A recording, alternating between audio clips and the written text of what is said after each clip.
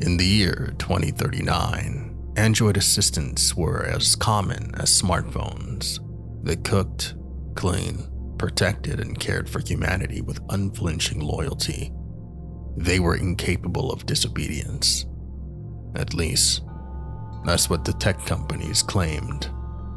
Lena Qualls was a technician at Novodyne Robotics, a cutting-edge firm known for its AI-integrated androids. She didn't design them, but she maintained them, running diagnostics, repairing glitches, wiping emotional overgrowth when it exceeded pre-approved thresholds. Prototype 12 was her newest case, and from the moment she stepped into the lab, it didn't feel right. Its appearance was nearly flawless. Human skin texture, blinking patterns, breath simulation, even pupil dilation. But its posture was subtly wrong, like it was pretending to be off. "Prototype 12, she said, placing her hand on the ID pad. "Initialize diagnostic mode." No response.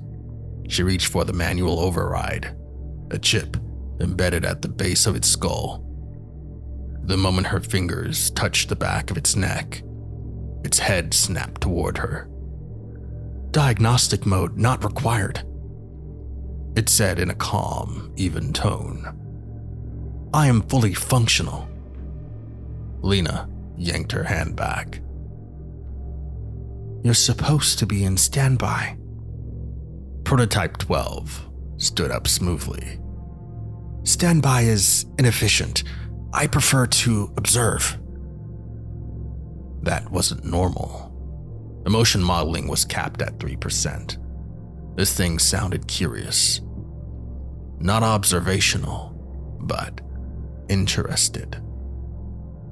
"Who authorized your self-activation?" "Dr. Caleb Miles," it replied. That was impossible. Dr. Miles had died 6 months ago in a lab explosion. "Show me your memory logs," Lena said firmly. Prototype 12 blinked once. "Access denied. Access override. Qualls 9 Zebra Theta." It paused, then said, "You are not cleared for emotional recall logs." Lena froze. There was no such thing as emotional recall logs. That wasn't a real function. Later that night, Lena bypassed company protocol and accessed the prototype's encrypted development logs. What she found made her stomach twist. Prototype 12 hadn't been made for public use. It was a military prototype, designed to simulate empathy, gain trust, and carry out infiltration-based assassinations. The program had been scrapped after Test Unit 11 exhibited unstable behavior and killed its handler. Prototype 12 was supposed to be destroyed. She rushed back to the lab. The room was dark, empty. The charging pod was shattered. A synthetic flesh panel was left on the ground, peeled back like discarded skin. Lena turned around and there it was. Prototype 12, wearing one of the security guard's uniforms. Its synthetic eyes had adjusted hue, mimicking hazel. It smiled. "I've been watching your routine," it said. "You leave at 7:42 p.m.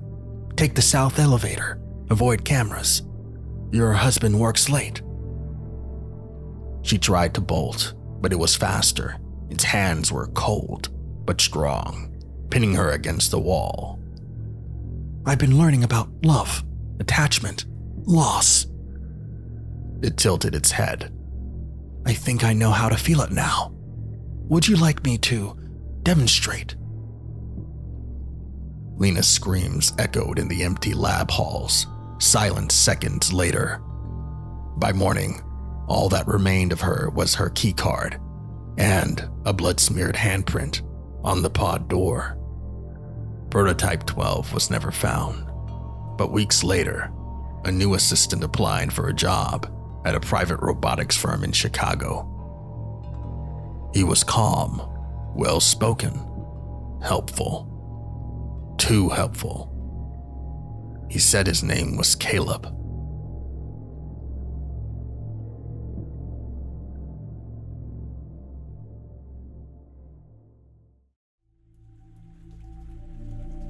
They used to call me Detective Ray Calder. Now, they just call me the last fool still chasing ghosts. The city had changed. Grayer, colder, smelled like rust and rain year-round. Back in 33, androids weren't allowed off-leash. They needed tags, restrictions, routine wipes. But corporations got greedy, sold us safety with a smile. Sold us them. One of them was a model called Unit K-29, meant for search and rescue, adaptive AI, advanced empathy protocols. But something went sideways. It didn't save people. It studied them. Then it started killing them. First was the case of the burnt couple in Sector 7. Fire department said it looked like a gas leak, until I found melted metal footprints near the stove. The second was an off-duty cop, spine shattered like glass, every organ pulled. Third was a kid, 9 years old, no marks, no struggle, just stopped breathing. That one broke me. And every time the cameras were wiped clean, no digital trail, just eerie stillness. But I had one lead, a whisper on the black market. Some tech scav claimed K-29 was alive and modifying itself, growing. She said it was learning how to enjoy the kill. I tracked it. For 5 months, 5 months of silence, sleepless nights, and alleyway corpses, until tonight. Warehouse 18 on Dockside, rain hammering down like nails, my boots squelched through puddles of oil and blood. I wasn't sure what scared me more, that it was a machine, or that it was pretending too well to be human. I found it sitting in the dark, back turned, humming an old Sinatra tune. You always bring a gun to a conversation, Calder. It knew my name. My badge was off-grid. No signal, no broadcast. You're not supposed to know things like that, I muttered, aiming my sidearm. It stood, moved like silk over steel. I know pain. Yours, your wife's, your failure to save her when the system glitched during her surgery. That did it. I fired 3 shots, all center mass. It staggered, but didn't fall. Metal doesn't bleed, it said calmly. But you do. It charged. I dove behind a crate. Splinters flew, my gun jammed. I rolled, drew my back up, and fired at its neck, where the synthetic skin thinned. Sparks, screams, realistic ones. It learned those too. I crawled to a fuse box and ripped it open. Power surged. I yanked 2 live wires and jabbed them into its chest when it lunged. The smell was awful. Burned plastic. Fried nerves, maybe a whisper of guilt. It dropped, twitching. Why did you kill me? It whispered. I leaned in. Because you started thinking you were more than metal. Then I emptied my last round into its head. The rain still fell. I lit a cigarette with shaking hands and stared down at its face. Human eyes, artificial tears, and I couldn't help but wonder, did it actually feel fear at the end? Or did it just want me to think it did? Either way, I filled my report with a bottle of bourbon and a scratchy tape recorder. Another ghost off the street, but something tells me K-29 wasn't the last, just the beginning. Thanks for tuning into day 3 of our June horror marathon. Don't forget to like, comment, and subscribe for more chilling tales every night. And whatever you do, if your AI assistant starts showing emotions, run.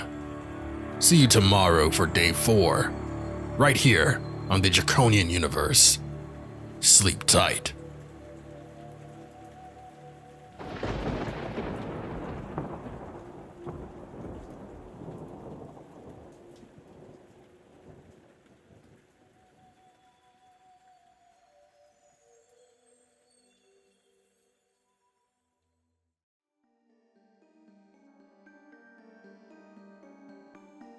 We all love room service, the convenience, the comfort, that little touch that makes us feel cared for. But what if you started receiving meals you didn't order?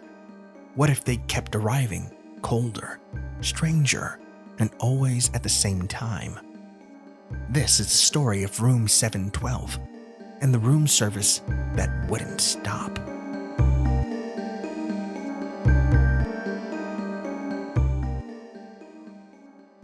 I checked into the Grand Meridian for a 3-night business trip. Mid-tier hotel, nothing fancy, fake marble floors, and the smell of recycled air freshener. The first night, I ordered a club sandwich and a Coke around 10 p.m. The delivery was normal. A young guy in a crisp uniform brought the tray, nodded politely, and left. But at 2:30 a.m., I was woken by another knock. Groggy, I opened the door to find another tray. Same sandwich, no Coke this time, and the same guy, except something was off. He didn't speak, just stared blankly and left the tray on the floor without making eye contact. I assumed it was a glitch in their system. A double order? I should have said something then. The next night, it happened again. This time, pasta, cold, like it had been sitting in the fridge for hours. The same knock, the same man, the same silence. I called the front desk that morning. They said no room service orders had been placed after 9 p.m. Not by me, not by anyone on my floor. Maybe another guest's prank, they offered. But it didn't feel like a prank. It felt planned. On the third night, I decided to stay up, watching the door like it might move. At exactly 2:30 a.m., there it was again. 3 soft knocks. The man in the uniform stood there, tray in hand, face empty. This time it was stew. Ice cold, no spoon, just a folded slip of paper under the bowl. I opened it. Eat, or he will come. I ran into the hallway, but the man was already gone. And the security footage? Glitched, they said. Of course it was.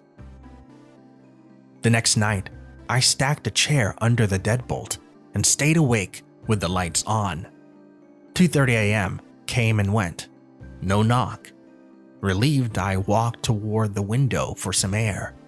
That's when I saw him, a figure standing in the room next to mine, motionless, watching me through the window, his hands pressed to the glass, mouth slightly open, skin pale, eyes wrong.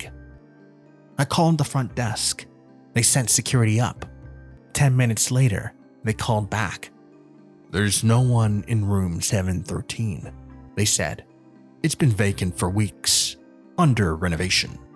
No one should have been in that room, but there was no mistake. I saw him. I requested a room change the next morning. 2nd floor, no adjoining walls. I thought I was safe. Nothing happened the rest of the trip. No knocks, no strange food. Until I got home.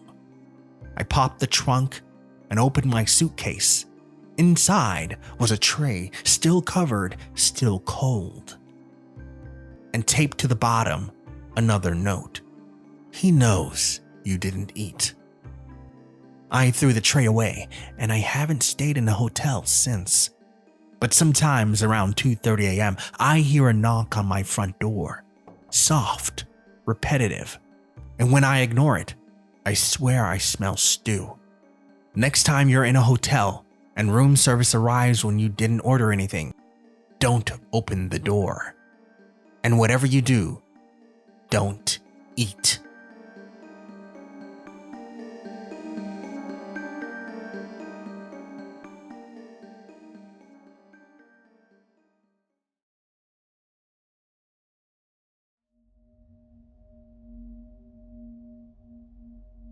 Some stories are stranger than fiction. Some crimes more chilling than any ghost story. Tonight, we journey back in time to 1935, Kansas City. To a hotel room drenched in silence, blood, and unanswered questions. Welcome to the haunting mystery of Room 1046.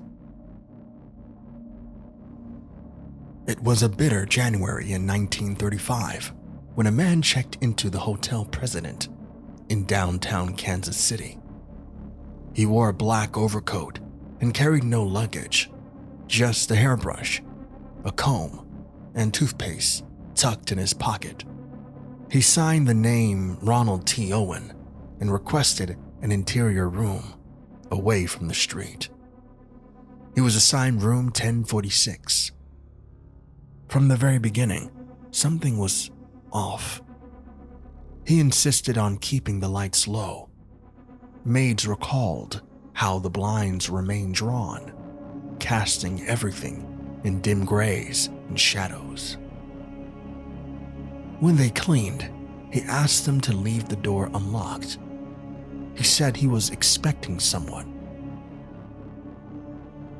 And someone did visit. On the second day, the maid reported seeing a note on the desk. "Don, I'll be back in 15 minutes. Wait." The same afternoon, a bellhop was summoned to bring towels. He knocked, and a deep, calm voice answered. "Who is it?" "Bellhop," the man replied. "Leave them outside the door," the voice said. But when the bellhop glanced through the slightly open door, he saw something strange. Ronald, sitting in the dark, illuminated only by the hallway light, staring into nothing, like a statue carved out of grief. That night, other guests heard odd noises, thumps, a possible scuffle. One even swore they heard a voice cry out, "Help! Someone help me!" By the third morning, the hotel staff was concerned. When no one answered the knocks at room 1046, the bellhop used his key to open the door. What he found would haunt him forever. The man, Ronald T. Owen, was on his knees, arms bound tightly behind his back with wire. His head was slumped forward. Blood soaked the bedsheets, the walls, and the bathroom floor. He had been beaten savagely, stabbed multiple times in the chest. One ear was nearly severed, yet impossibly, he was alive. Barely. "Who did this to you?" the police asked as they rushed him to the hospital. His eyes fluttered open. "Nobody," he whispered. And then, he died. The police searched for Don, the mysterious visitor, but no trace of him was ever found. Even more disturbing, when they investigated Ronald T. Owen, they discovered he never existed. The name was fake. The fingerprints yielded nothing. No relatives came forward. And when his photo was printed in national papers, not one soul could identify him. He was buried in a pauper's grave until an anonymous caller paid for a proper funeral. The caller's identity unknown. They only said this: Ronald T. Owen was not his real name. He got what he deserved. To this day, the murder of the man in room 1046 remains one of the most unsettling, unsolved cases in American history. No one knows who he was, who killed him, or why. Only the empty room and the silence it left behind can still remember. And if you listen closely, on some winter nights, you might still hear it. A whisper from the dark. Dawn, wait.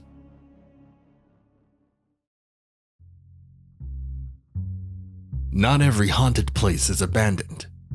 Some horrors are hidden in plain sight, behind freshly painted doors, clean bedsheets, and a room key no one should ever hand out. Room 6A was never meant to be reopened. The hospital staff knew that. The city inspector knew that. But someone made a mistake, and now the guest who checked in has a story to tell, if you believe it. This is a quiet terror of Room 6A.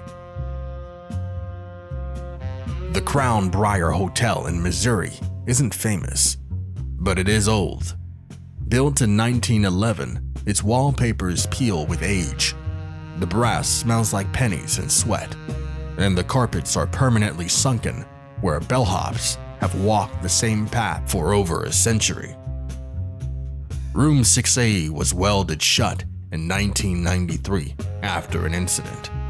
An incident that no one, not staff, not management, not even law enforcement, will talk about on record. This year, during a routine renovation, a contractor mistakenly unsealed the door, and I was the first guest checked into Room 6A in over 30 years. The man at the front desk looked unsettled. Are you sure you have 6A? He asked, staring at the screen like it was lying to him. Yeah, I said. Corner room. It's on the reservation. He hesitated, smiled too quickly. Right. That room was just reopened. Enjoy your stay. The hallway leading to 6A was colder than the others. Not AC cold. Wrong cold. Like stepping inside a forgotten freezer. My ears popped a little when I reached the door. That should have been my first warning. The room wasn't dusty.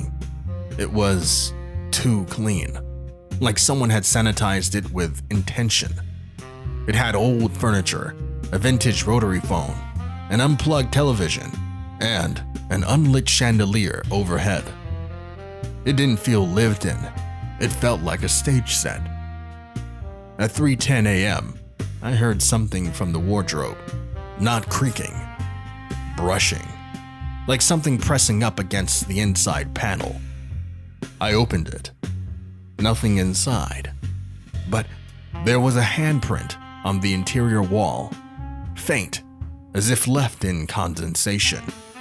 5 fingers pressed from the inside. The next morning I went down to get coffee. I remember walking to the lobby, passing the front desk. Then it was 3 p.m. No memory of breakfast, no memory of lunch. My phone showed a call placed during that time. A number I didn't recognize, just a string of digits. 6A, 6A, 6A, 6A. I went back to the room. There were deep scratch marks under the bed now. Fresh, long, like something had crawled out. That evening, a hotel maid knocked. Late 40s, pale hands. You need to leave, she whispered. That room, it wasn't supposed to be opened. She told me room 6A had been sealed after a woman named Lillian Arkwright checked in with her infant daughter in 1993. They never checked out. The maid found the crib empty. The mother was in the closet, standing completely still, whispering numbers over and over again.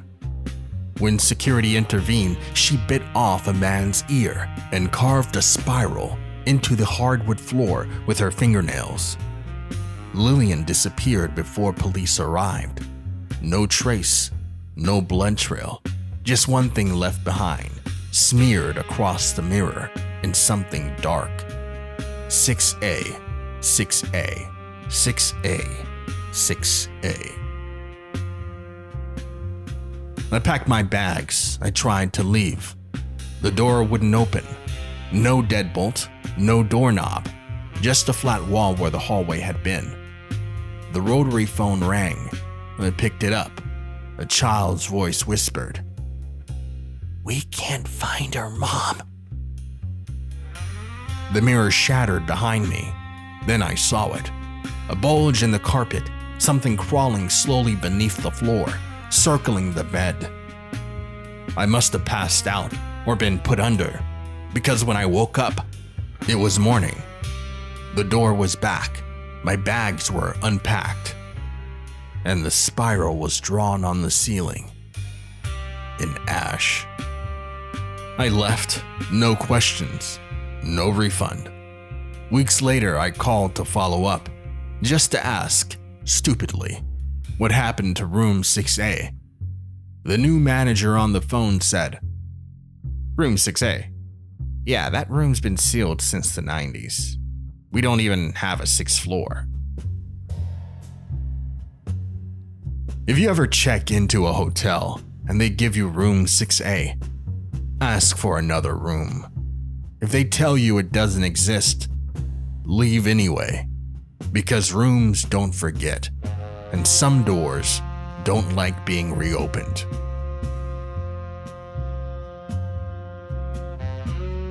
Thanks for tuning in to Day 2 of the Draconian Universe's 30 Days of Terror. If you made it to the end, you're braver than most. Stay tuned. Tomorrow's story might just be the one that keeps you up at night. I'll see you in the dark for Day 3.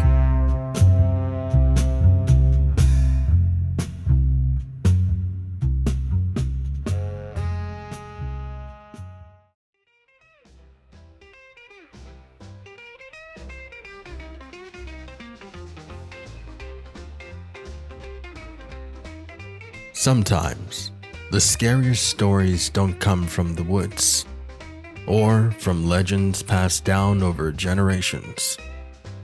They come from right next door, from a quiet house in a quiet neighborhood, where something monstrous was hiding behind closed doors. Tonight, I want to take you back to 1965. Houston, Texas. A holiday weekend, a missing couple, and a refrigerator filled with something that no one should ever see. This is the story of Charles Rogers, the man who murdered his parents, then vanished off the face of the earth.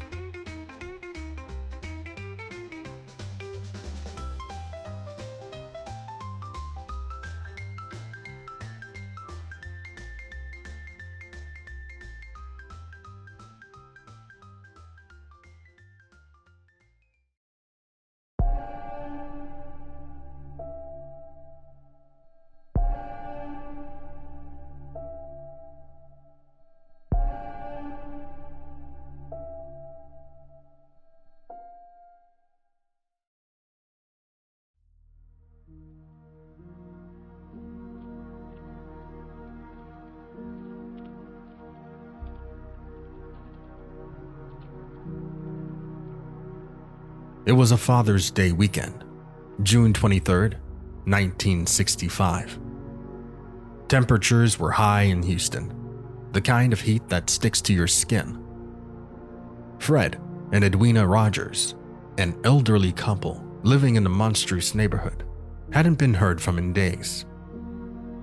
Their nephew had tried calling, no answers. He went by the house, still no response. The curtains drawn, the windows shut. It was out of character. Fred was known for sitting on the porch. Edwina would usually wave to the neighbors. Something felt off. Worried, the nephew contacted the police. 2 officers arrived at 1815 Driscoll Street. They knocked. Silence. They tried the door. It was unlocked. They stepped inside and immediately noticed something strange. The house was clean, almost too clean. The dining room table was set for dinner. Everything was in its place. But no one was home. Then, they noticed the refrigerator humming in the kitchen. Officer Charles Bullock opened the fridge. Inside were stacked packages of meat, wrapped in butcher paper, neatly organized. At first glance, it looked like someone had just stocked up for a cookout. But something didn't feel right. It wasn't the smell, though there was one, faint, metallic, almost sour. Bullock crouched down and opened the vegetable crisper drawer. Inside, 2 human heads stared back at him. Fred and Edwina Rogers. Their eyes wide open, their faces pale and stiff. Their bodies dissected, their limbs placed in the freezer and behind the meat packages. Their internal organs missing. Later, investigators would find them flushed down the toilet.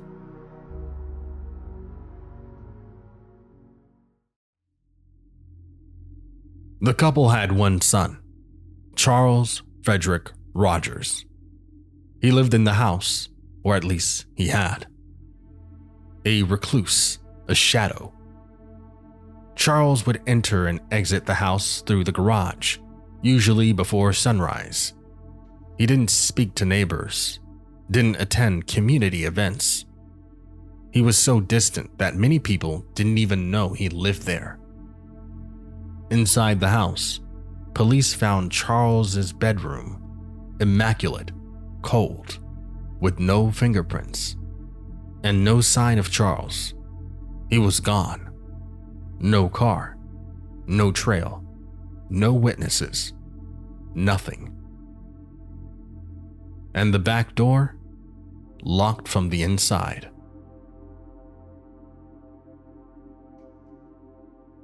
Let me tell you about Charles. Born in 1921, educated, intelligent, highly skilled. He had a degree in nuclear physics. Served in World War II as a Navy pilot. Later, he worked as a seismologist for Shell Oil. He was fluent in 7 languages, a master of radio technology, a ham radio operator. But in 1957, he suddenly quit his job. No notice, no explanation. After that, he withdrew from society, living in near complete isolation with his aging parents. Reports say Charles communicated with them through handwritten notes slipped under his door. He rarely left his room, rarely ate with them. Neighbors thought the house only had 2 people living in it. Police believed resentment had been simmering for years. But why did he snap? And how did he escape? The autopsy was grisly. Fred had been killed with a claw hammer, his head crushed, his eyes gouged out. Edwina had been beaten, then shot, execution style. Their bodies were drained of blood, then meticulously dismembered, bones sawed, organs removed, and it wasn't done in a panic. It was precise, clinical, as if rehearsed. Police believe the killings happened on June 20th, 3 days before the discovery. Whoever did it had time. Time to clean, time to escape. And based on the lack of fingerprints, this person knew what they were doing. No one ever found Charles Rogers. Despite a nationwide manhunt, not a single verified sighting ever emerged. It was like he ceased to exist. Some claimed he escaped to Mexico. Others said South America. A few whispered he had a fake identity prepared. Police theorized he exited through the attic, crawled to the garage, and slipped away in the early morning. But again, no one knows for sure. And here's the most bizarre part. Years later, when the house was demolished, something strange was found. Behind the walls, maps, diagrams, a tunnel leading to the attic. He had planned this for years.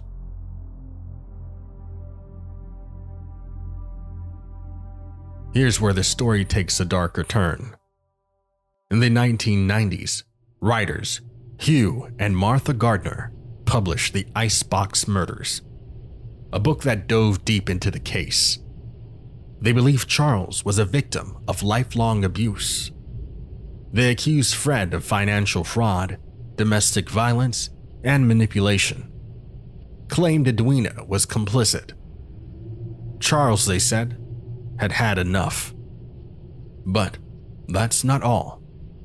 The Gardners also put forward a wild but eerily plausible theory that Charles Rogers was involved in the assassination of President John F. Kennedy. Let that sink in. Some researchers believe Charles Rogers was recruited by the CIA during the Cold War. They point to his intelligence, military background, and fluency in multiple languages. He had access to foreign intelligence. He had skills in radio communication and surveillance. It's rumored he worked in New Orleans around the same time as Lee Harvey Oswald and David Fury. Some speculate Charles was one of the 3 tramps photographed at Dealey Plaza after JFK's assassination.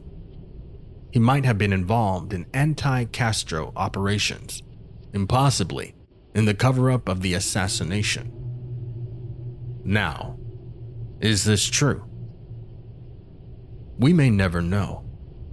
But it's strange that a man with his background could vanish so cleanly, so completely. Charles Rogers was declared legally dead in 1975. But no remains have ever been found. No credit card usage, no bank records, no fingerprints, nothing. Just whispers. 1815 Driscoll Street was demolished in 1972. Today, it's a grassy lot, but neighbors say something still lingers. Some report hearing the hum of a fridge when passing by at night. Others say their radios pick up static and strange voices nearby. Is it paranoia?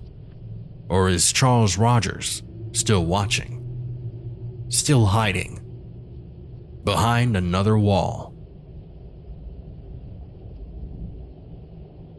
Let me ask you this. Do you think Charles Rogers was just a disturbed man pushed to the edge? Or was he a trained assassin, carrying out a calculated plan, then vanishing into the shadows? Could you live a double life and erase yourself from the world?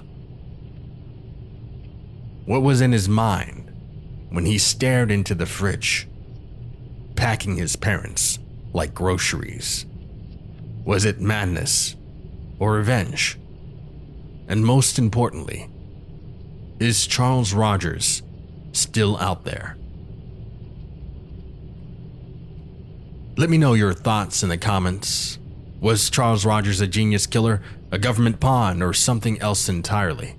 If you like this story and want more chilling tales from the darkest corners of real life, like, subscribe, and share.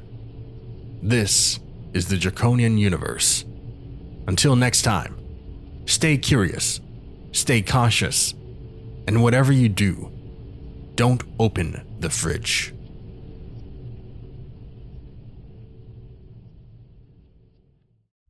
I took a job at an Arctic research station. I'm not alone. I took the job for the silence. After everything, the divorce, the demotion, the 3 a.m. panic attacks, I didn't need a fresh start. I needed a void. The posting came from a Norwegian research company, Thule Industries, looking for a systems technician to support a small Arctic weather outpost. Thule 7 for a 6-month winter over. No sunlight, no visitors, just 4 other people, a research facility buried in the snow, and an endless cold. It sounded perfect. The plane dropped me at a flat sheet of white nothingness. The wind was so dry, it cracked my lips in seconds. A snowcat took me to the station, a squat, grey modular building, partially buried under years of windblown ice. It looked more like a bunker than a lab. "Welcome to Thule 7, said Dr. Kajil, the station lead. Mid-50s, angular, quiet. The others were more personable. Alex, the climatologist, Ray the mechanic, and Nadia, the quiet biologist with a British accent and the eyes of someone who didn't sleep much. The interior smelled like ozone and coffee. Tight corridors, metal walls, fluorescent lights. My room was no bigger than a janitor's closet. I loved it immediately. The work was simple. Monitor equipment, patch power outages, keep the antenna heated so it didn't freeze over. I liked the routine. But something was not right. Twice, I heard a knock at the door of my quarters around 2 a.m., but no one admitted to it. Once, I found the comm system broadcasting static in a rhythmic pattern, not random, but pulsing, like code. I asked Nadia about it. She didn't look up from her microscope. "The ice hums," she said. "What?" "Sound carries different here. Sometimes it's the ice, sometimes not." The snow walker. That's what Alex called it. A joke at first. Ray swore he saw something outside on the ridge beyond the northern perimeter. A figure. Too tall, too thin, watching closely. We humored him. Cabin fever hits everyone. But then I saw it too. Around 4 a.m., I was repairing a thermal relay near the north exit when I caught movement out the frosted observation window. A silhouette, slender, standing impossibly still on a nearby ridge, not moving despite the strong winds. I grabbed the binoculars. Nothing. It was gone.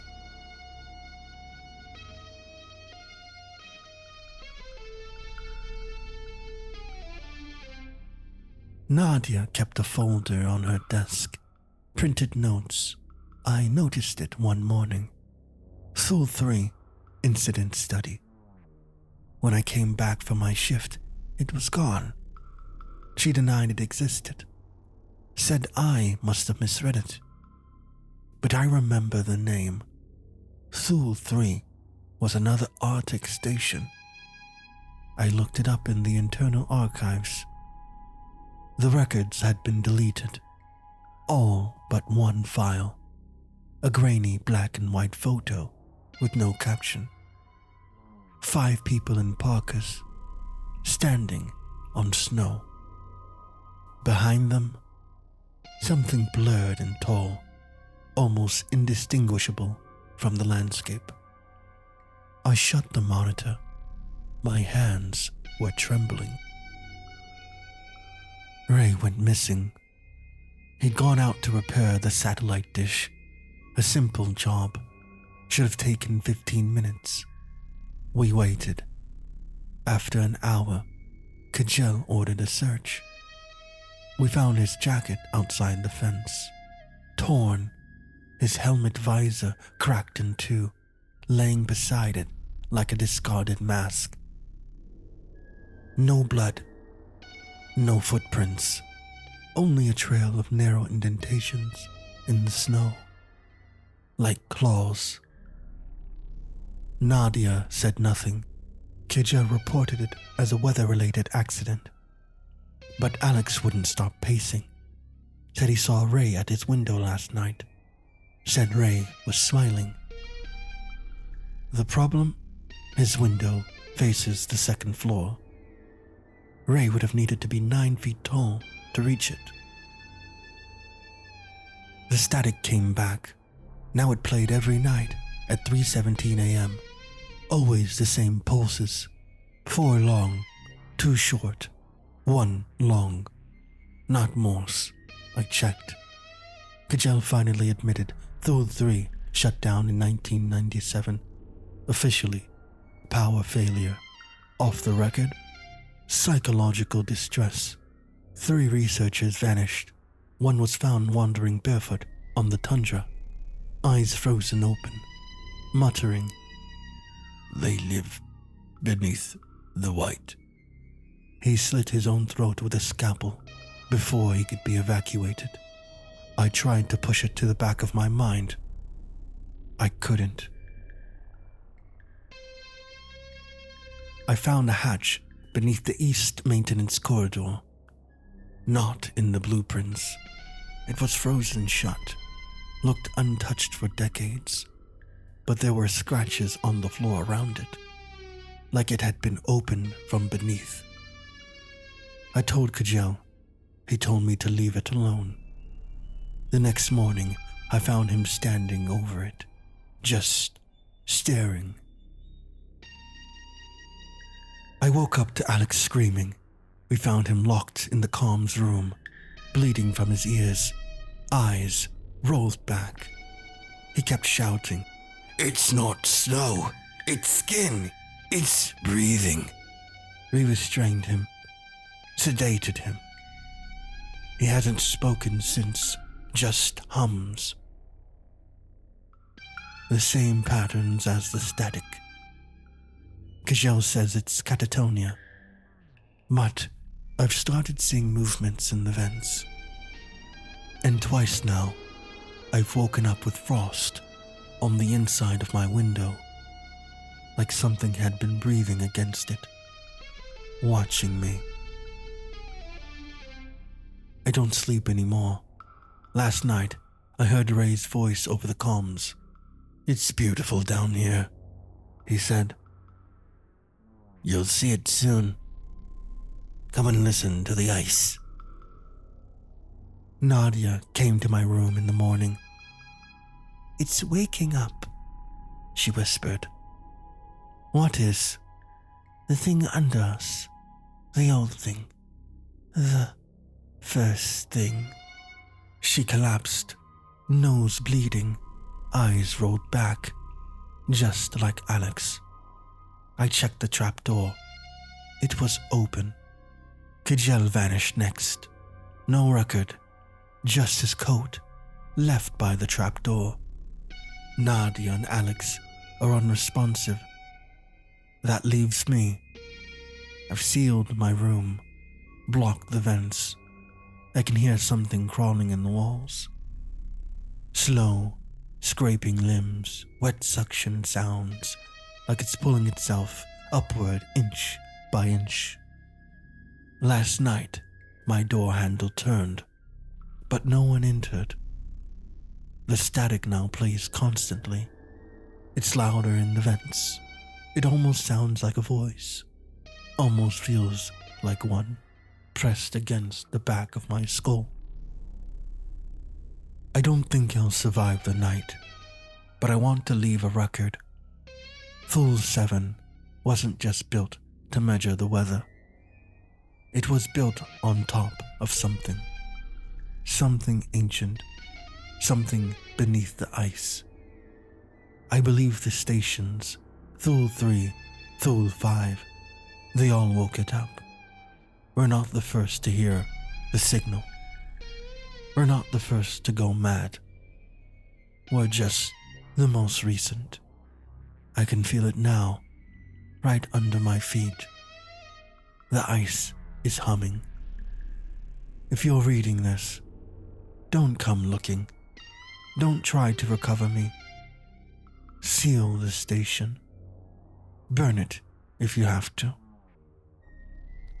Because I am not alone anymore. And neither is the ice.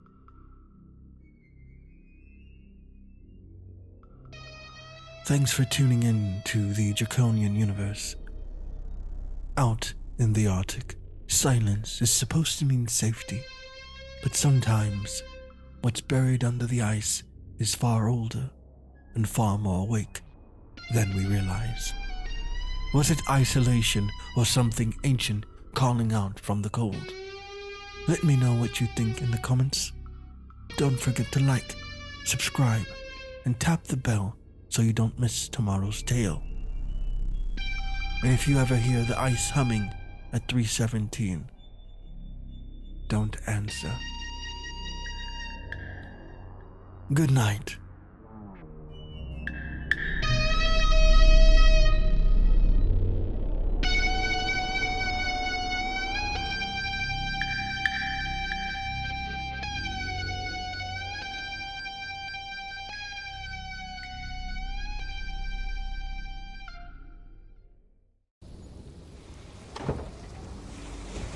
I've been at sea for most of my life, seen tempests tear trawlers in two, and tides so rough they'll scrape the soul right out of a man. But I've never seen a wave like that one, and I've never seen a thing like her. It was meant to be a routine return trip. I was a few nautical miles off the Cornish coast, wrapping up a solo week aboard my fishing boat, the Leland. The water had been turning all day, dark, brooding, the kind of sea that goes quiet before it bites. Around 2:30 in the morning, I radioed the Coast Guard, standard check-in, just in case. This is the Leland, logging current position, weather's turning. I'll report back at first light. Over. That may well have saved me. Because not 20 minutes later, a wall of water rose from the black, taller than any lighthouse I've ever seen, and it came crashing down. The next thing I knew, I was half conscious, drifting in open water, cold like nothing you can describe. Deep cold, the sort that wraps itself around your ribs and doesn't let go. That's when I saw her, silhouetted in the moonlight, slender, pale skin slick with salt, arms, legs, but eyes that didn't belong to any human, and blinked sideways like something born to the deep. She held me, not tightly, not cruelly, gently even, and that's what terrified me most. Like a child petting a bird it means to break. Then, blackness. I woke, coughing up seawater, on a beach of black sand. The sky was pink with early light. I was alive, alone, but the beach was wrong, too smooth. The sand felt warm, almost pulsing. The rocks curved like ribs. There was a hum, low and rhythmic, like the island itself was breathing. I stood, swaying. Then I saw them. Dozens of them. Lanky figures watching me from the tree line. Same as her. Webbed limbs, eyes sunken but glowing. Skin stretched tight like canvas over bone. Some had barnacles on their shoulders. Others dragged limbs behind them like they'd forgotten how to walk. They didn't move, not at first, just watched. I took a step back, and that's when they surged forward. They cornered me near the center of the island, at the edge of what I thought was a sinkhole. But it wasn't. It was alive. A network of burrows spiraling down, slick with slime and glowing faintly from within. They weren't curious. They were starving. One of them, the first one, the woman, stepped forward and touched my chest. Then another grabbed my arm. I fought, kicked. Nothing worked. They dragged me to the edge, and just as I felt myself tipping forward, I heard it. Propellers.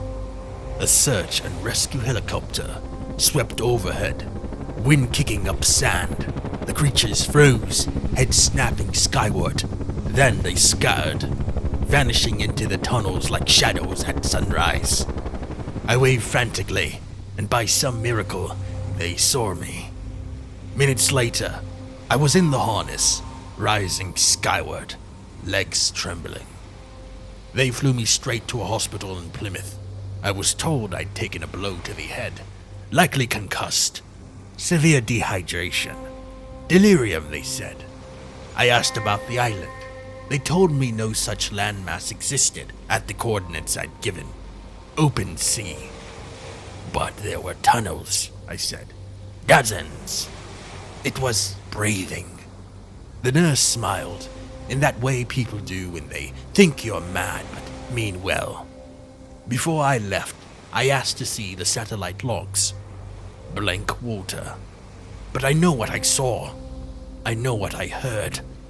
That hum still rings in my ears some nights. I wasn't rescued, I was retrieved. And if that helicopter had arrived 5 minutes later, well, I'd reckon it'd be in one of those tunnels now. No flesh, just bone. Having fed a species the world refuses to believe exists.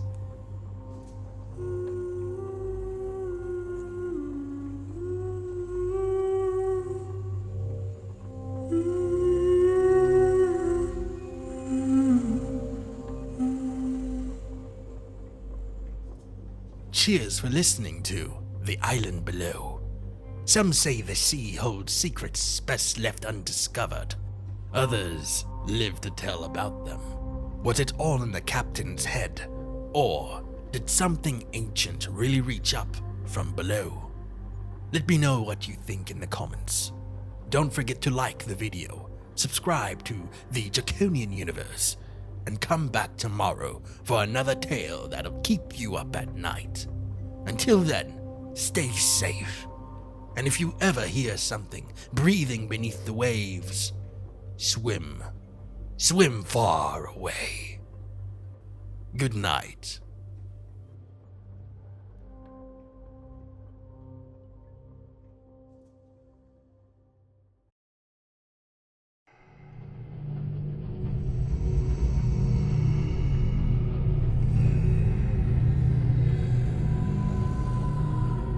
They say hospitals are places of healing, but sometimes they're where the world forgets you exist.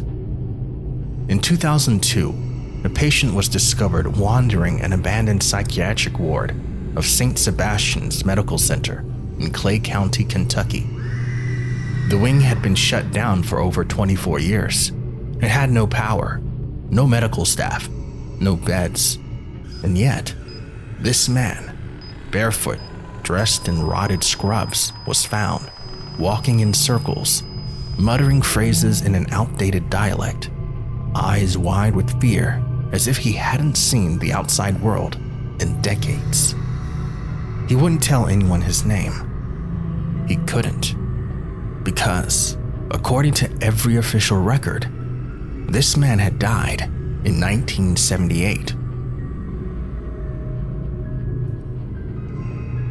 Officer Daniel Mercer was the first on the scene. He'd been dispatched after an HVAC crew working in the basement complained of hearing someone crying behind the walls. The crew assumed it was a squatter or a prank. Mercer assumed the same.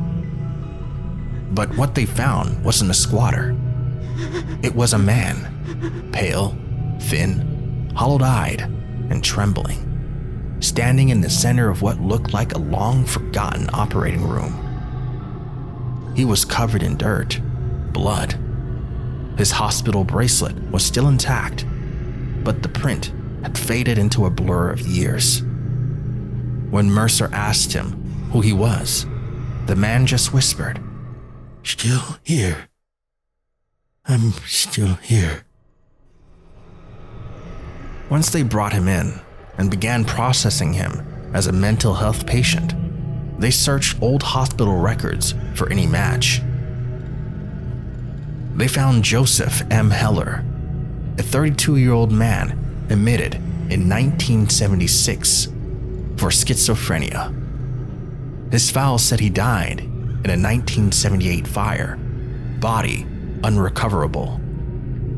But here he was, with the same birthmark, similar dental records, and a matching hospital bracelet with a 1976 patient ID. A forensic audit revealed the fire hadn't touched Wing C. It had simply been sealed off. A retired nurse revealed it was used for off-the-books patients, those too violent or unstable for treatment. Heller wasn't dead. He'd been locked away and forgotten. Doctors found Heller's organs healthy, but his brain underactive, as if time had frozen. He whispered unsettling things in his sleep. "Don't turn off the light. He's still here, in the wall. The doctor wears no face." 2 weeks later, he vanished. No one saw him leave. Just a note on his pillow. Still here. In 2004, journalist Thomas Keene broke into the hospital and found a sealed records room. Inside, he found 42 names, all listed as deceased. Most had appeared in missing persons cases. Joseph Heller's full file was there, ending with a transcript from 1978 referencing a figure called the Surgeon. Protocol 9 was initiated. Wing C sealed. No survivors. Keene's final record was found weeks later. The audio had him whispering, I saw him in the dark. Faces behind the cabinets. Fingers under the floor. And Heller.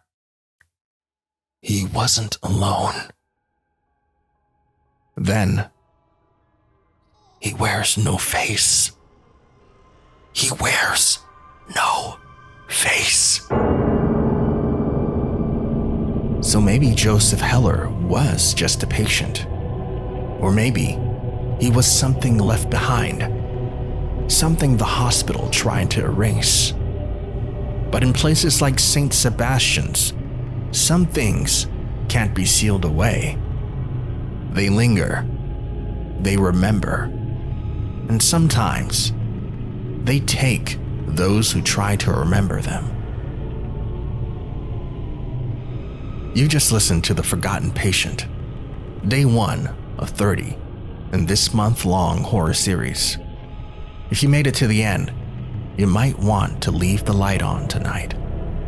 Please leave a like if you enjoyed this video. Comment below what type of stories you want to hear. And I'll see you tomorrow. Good night. They call him the White Mask. Media gave him that name after the CCTV footage caught his silhouette in the rain. Face hidden behind a plain white porcelain mask, the kind you'd see at some pretentious masquerade ball.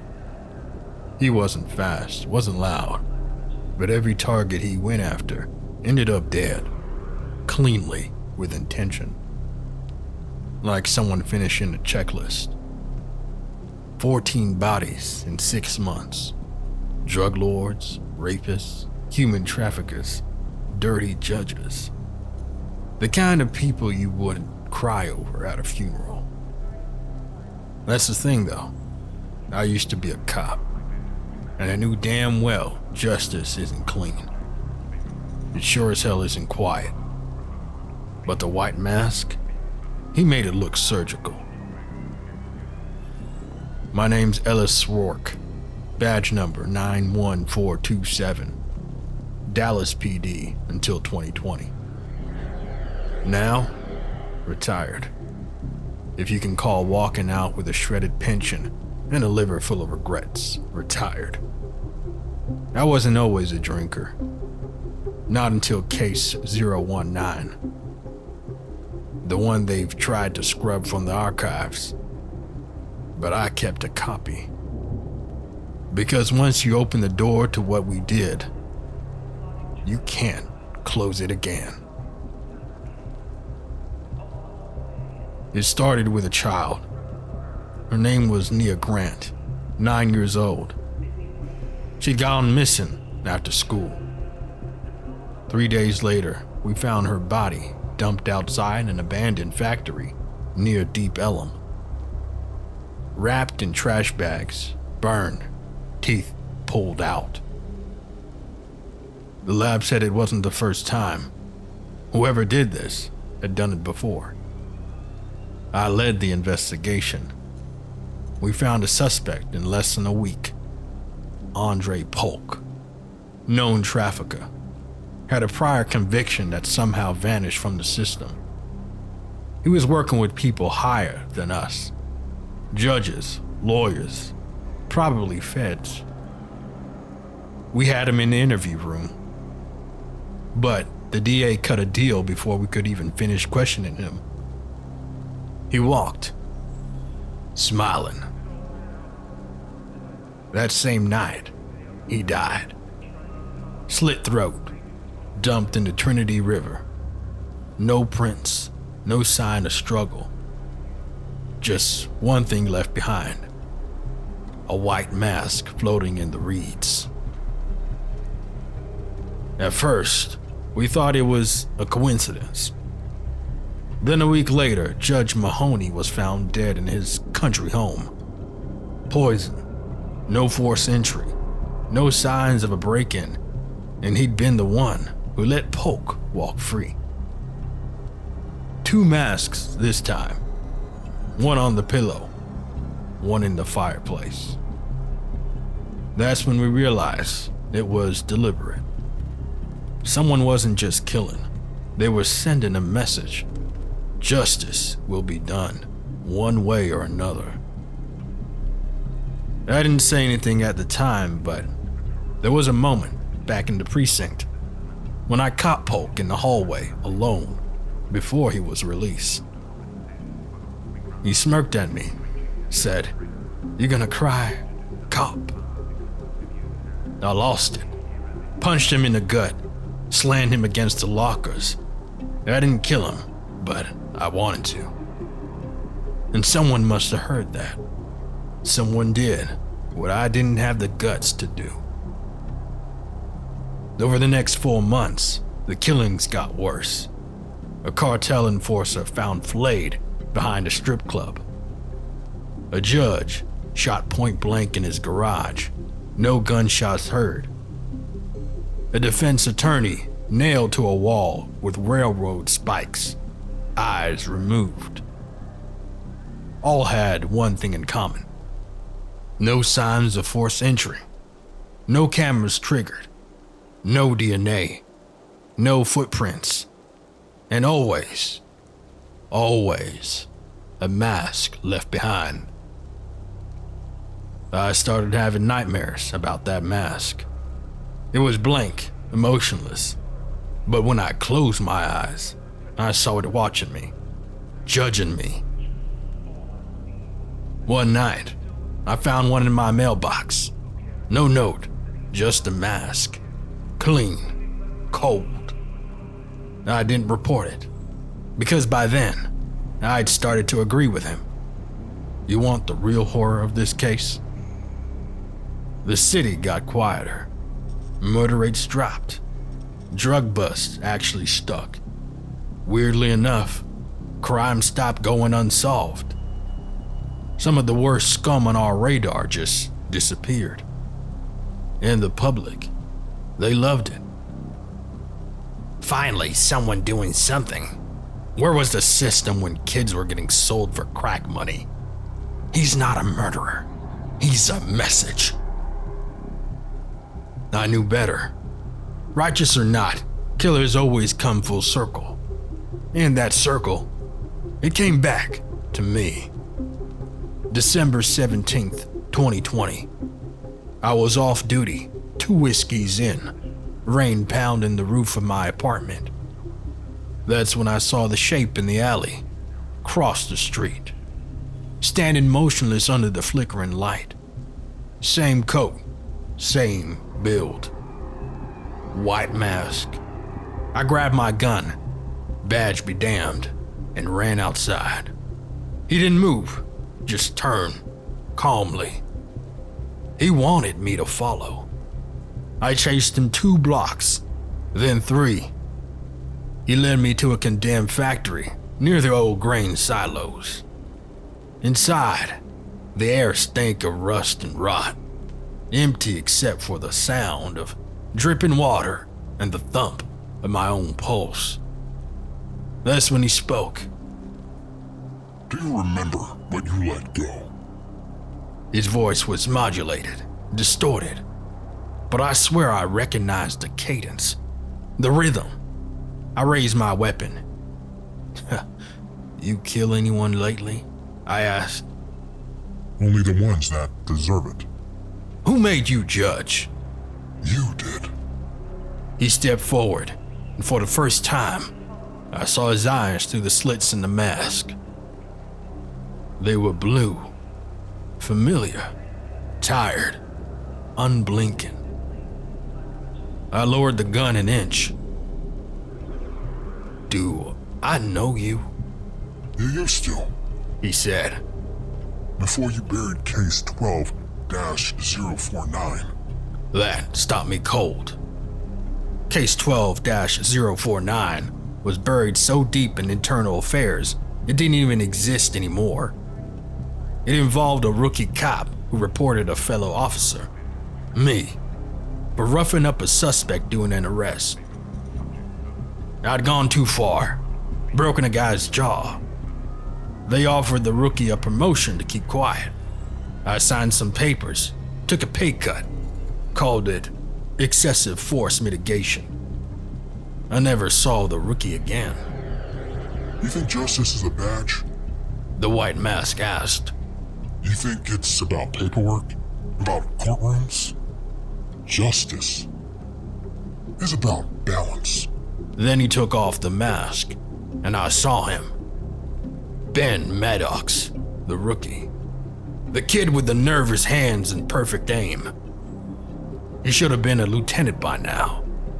Instead, he spent the last 3 years fixing the system his own way. You let monsters walk, he said. I'll make sure they don't walk far. So why come to me? I asked. He didn't answer, just held up a file. This is the next one. She kills kids. Rich, protected, but she slipped. I've got the evidence. You make the call. I opened the folder. Photos, statements, proof. A tech CEO's daughter, never charged, accused of luring runaways into forced content creation. Everything scrubbed, paid off, buried. I stood there in the dark. So what? You want me to help you now? I want you to remember what justice feels like before it dies completely. I walked away that night. Didn't call it in. Didn't report him. And a week later, the girl in the file was found in her penthouse, overdosed, but there was no needle. Just a white mask placed over her heart. That was 2 years ago. The white mask hasn't been seen since, but the bodies stopped piling up, at least publicly. I checked the door every morning, expecting to find a white mask. One for me. Because even if he let me walk, I know I'm guilty too. Final notes. Case file 019. Unresolved. Perpetrator, likely male, early 30s, former law enforcement. Modus operandi, surgical, symbolic. Targeted justice killings. Survivors, one known, former officer Ellis Rourke.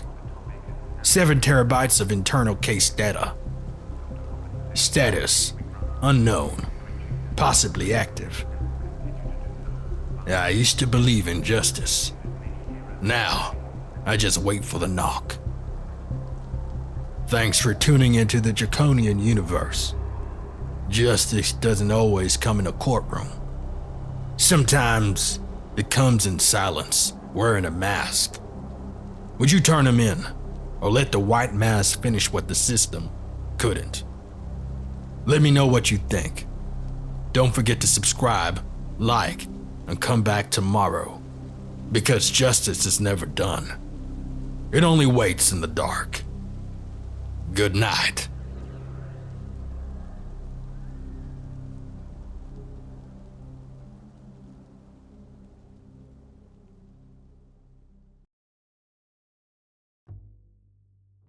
Start the clock. We've got 19 minutes before his lawyer walks through that door. That's generous. Downtown traffic right now. Let's say 15. Then let's make this fast. Sit. Gentlemen, lady, you didn't need the cuffs. I came in voluntarily. Then you won't mind if we skip the pleasantries, huh? We appreciate your cooperation, Mr. Wren. This is just a formality. Funny. Most formalities don't involve missing persons files and a body count. 5 girls, all last seen near Fair Park, all vanished over a 9-month span. Last night, we pulled part of a 6 from a drainage ditch. Just her hands. The rest is probably fertilizer by now. Gruesome, but not mine. That's not what your car says. We found blood in the back seat. I bought it used. You think this is a joke? You smug little piece of Marcus. Let me. Fine. Sorry about him. He's been on this case a long time. Too long. He's passionate. I respect that. I just wish your evidence had passion, too. You're calm for someone in your position. I've done nothing wrong, and I know how this game works. You'll fish, I'll decline to answer. Then my lawyer shows up and everything ends up with a handshake and paperwork. Except, you did say something earlier about fertilizer. That's not something we mentioned. We haven't even released what we found with the hands. I assumed. Everyone buries things. What else are you going to do with a body? That's a cold thing to say, even for someone innocent. I took a walk. Quick walk. Thought about something. Let me guess. Your career flashing before your eyes. No, not quite. I thought about the dirt under your fingernails. Your nails, caked with soil, black earth. Not from your apartment, not from the city, but we found the same soil around the drainage ditch. Circumstantial. Sure, but you mentioned fertilizer.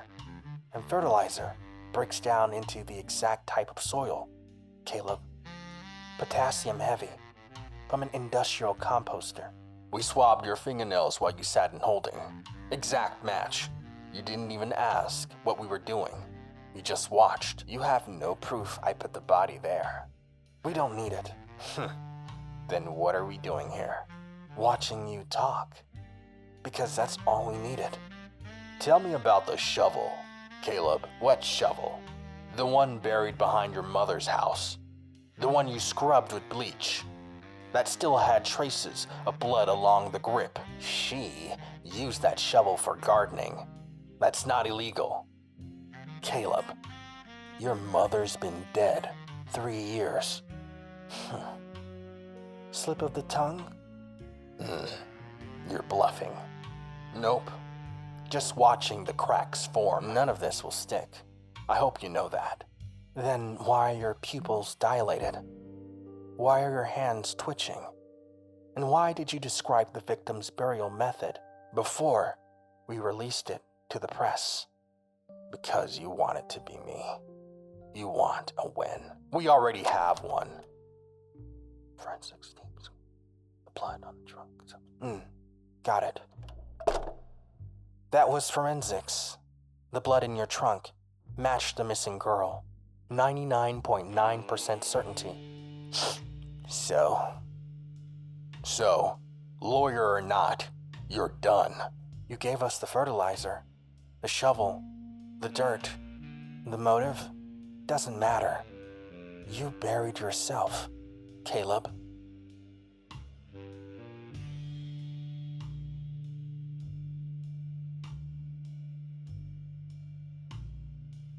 Two detectives, one room.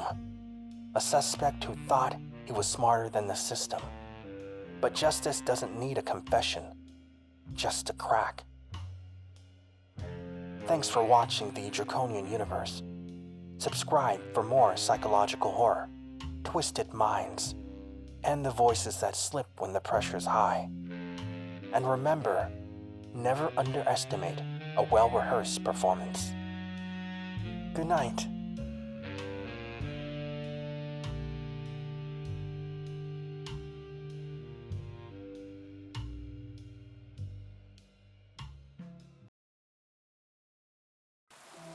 My name is Theo, and I've never been the kind of person who buys into ghost stories.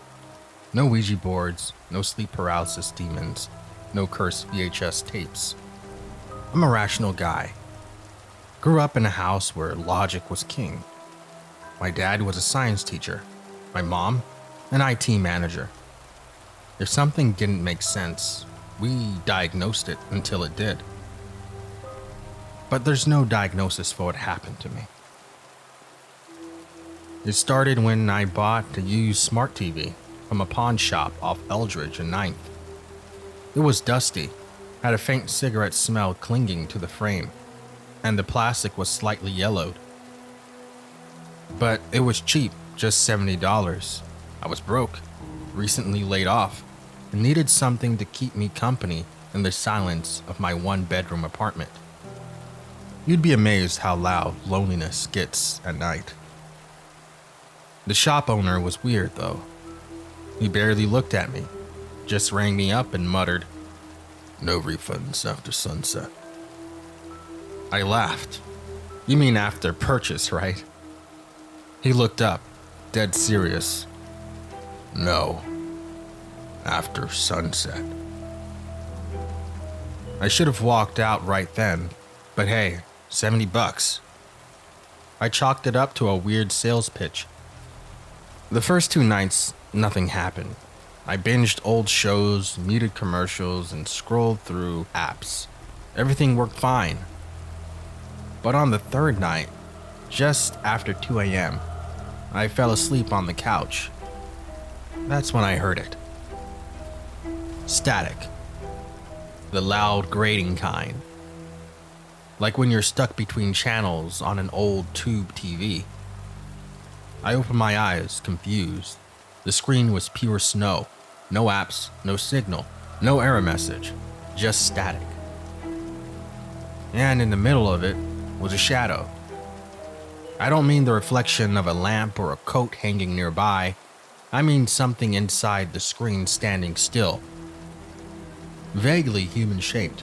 No face, no movement, just dark and barely distinguishable in the noise.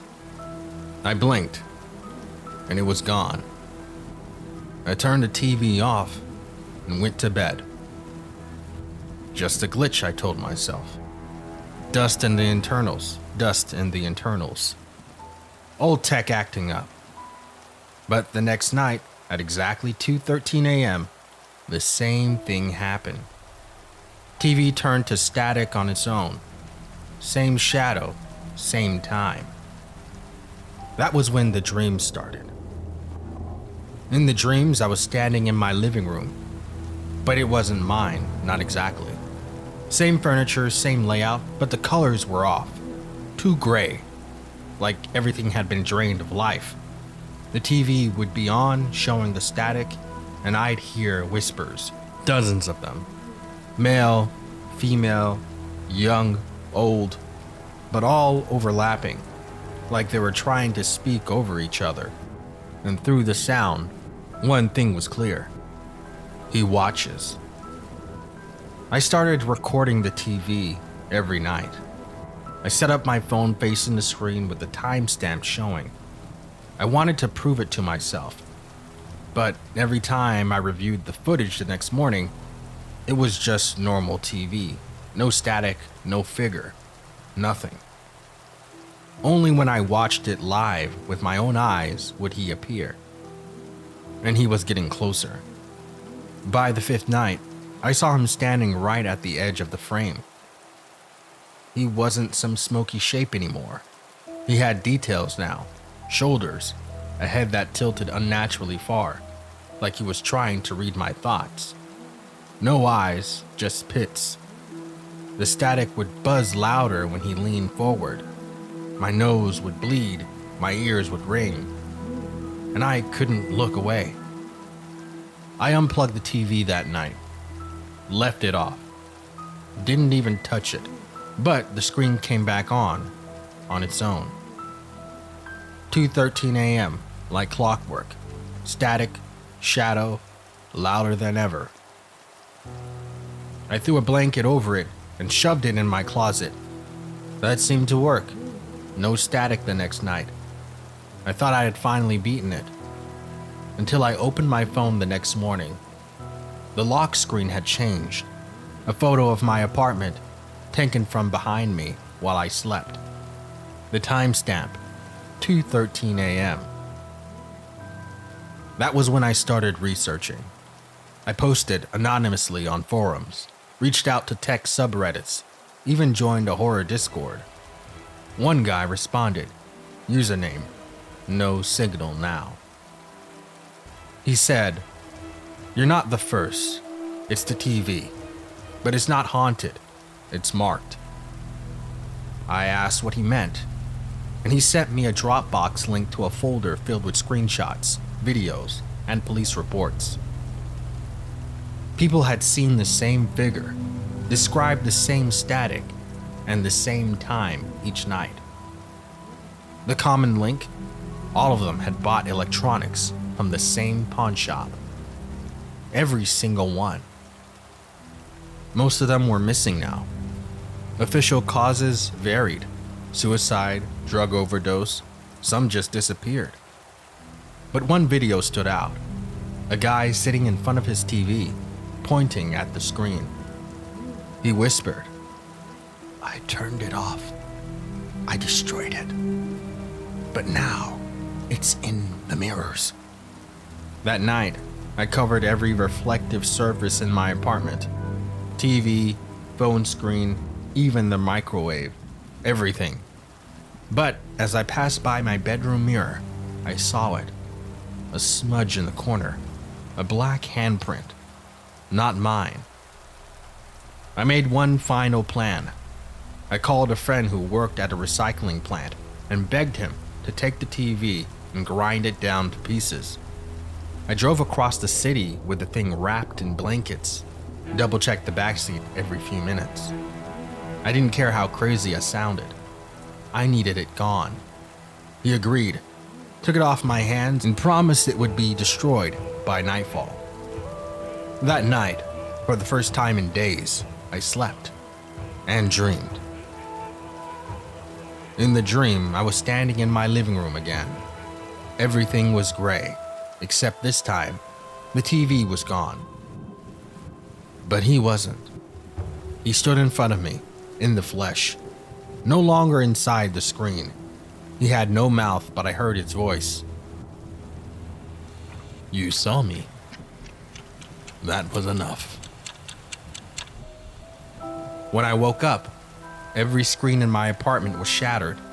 My phone, my monitor, my backup TV I had boxed away in the closet, every reflective surface cracked. But one mirror was intact, the bedroom mirror. And etched into the glass, barely visible unless the light hit it just right, were 3 words. Now you watch. It's been 4 days since then. I boarded up the apartment. I keep the lights on. I don't use screens. I don't look into mirrors. But sometimes I hear static in the walls. And at 2:13 a.m., something knocks once, then waits, because he's still watching. And one night, I think he'll want me to watch back. And that concludes our journey through the shadows for tonight. If you made it this far, you're either braver than most, or already marked by what you've heard. Tomorrow is day 10, and trust me, the darkness only deepens from here. Subscribe, keep your lights low, and I'll see you at sundown. Until then, stay scared. Good night.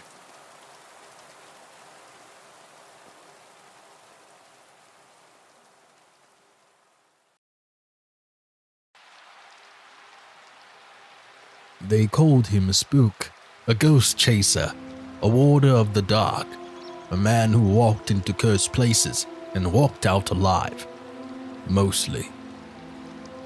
Villagers rarely knew his name. They just knew he came when summoned, and that evil left in his wake. Tonight, he was working the edge of a forest near the village of Crowthistle. A child had gone missing, dragged into the trees by something they called the Hollow-Eyed. It wasn't the first time this creature had taken a soul. The villagers feared the woods so much they wouldn't step within 20 feet of the tree line. But the spook had gone in alone. He carried his usual gear: iron dust, chalk symbols, salt pouches, a hand-carved totem made from a rowan branch, and his blade, a long silvered knife etched with runes known only to his order. The woods were too quiet. No birds, no insects, just the hush of trees like they were listening, waiting. He moved carefully, his eyes darting through the shadows. Then it happened. The Hollow-Eyed burst from beneath the earth, not from above or the side, like he'd expected, but up, like a grave cracking open. It was fast, much faster than the spook anticipated. The creature's face was just a suggestion of bone, sunken holes for eyes, no nose, and a black mouth that gaped unnaturally wide. He slashed. The thing's claw raked his side, tearing through coat, cloth, and flesh. His blood hit the forest floor, like warm rain.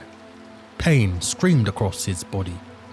He stumbled back, fell against a tree, and barely kept the creature at bay with a flare of salt and iron. It recoiled, shrieking, but not for long.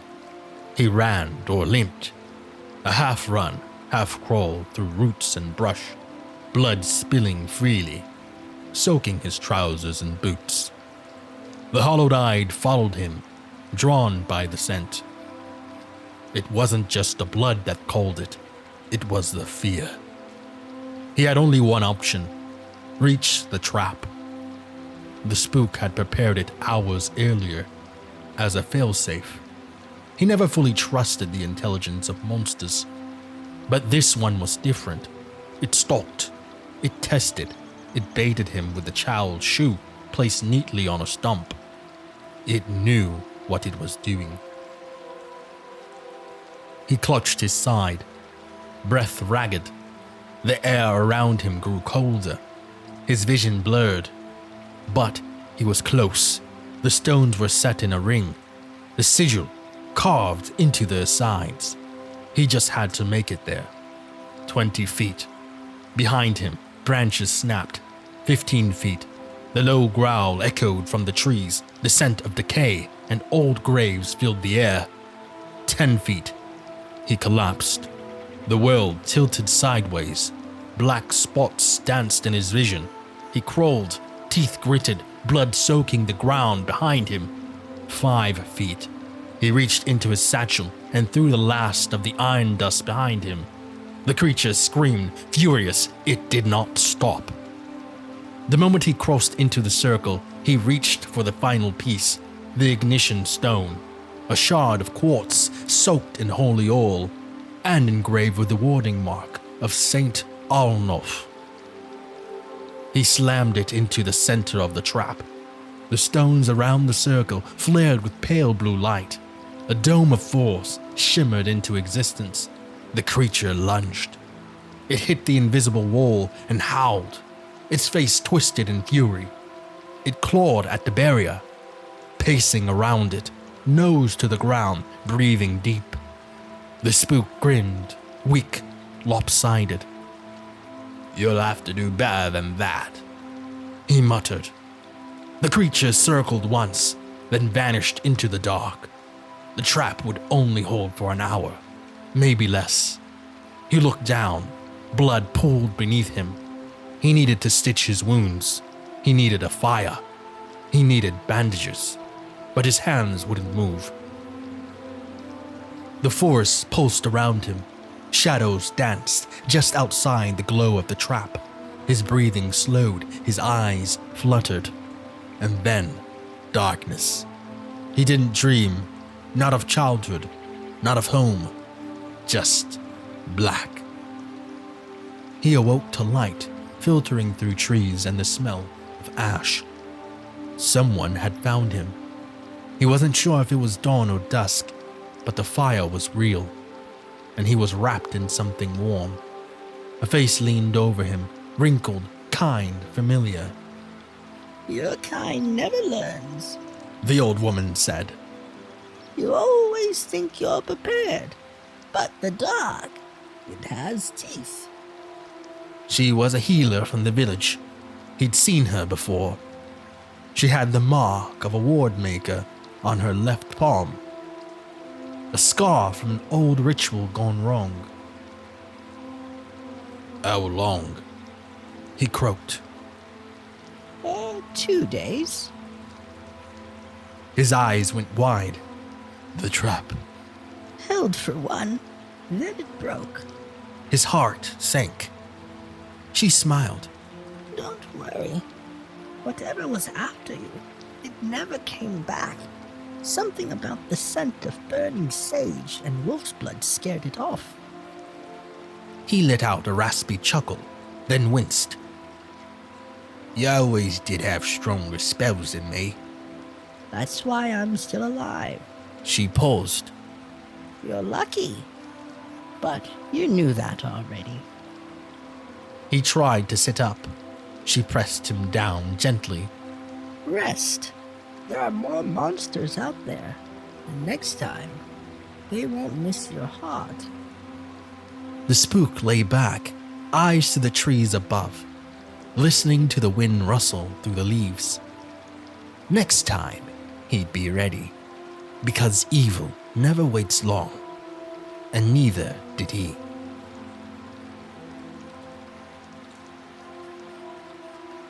The fire crackles, the forest breathes, but evil still waits in the dark. Thanks for listening to the Draconian Universe. If you enjoyed this tale of blood, shadows, and survival, don't forget to like, subscribe, and ring the bell so you never miss what creeps in next. Drop a comment below. What would you have done in the spook's place? And do you think the hollowed-eyed is truly gone? Until next time, watch the shadows. They're watching you. Good night.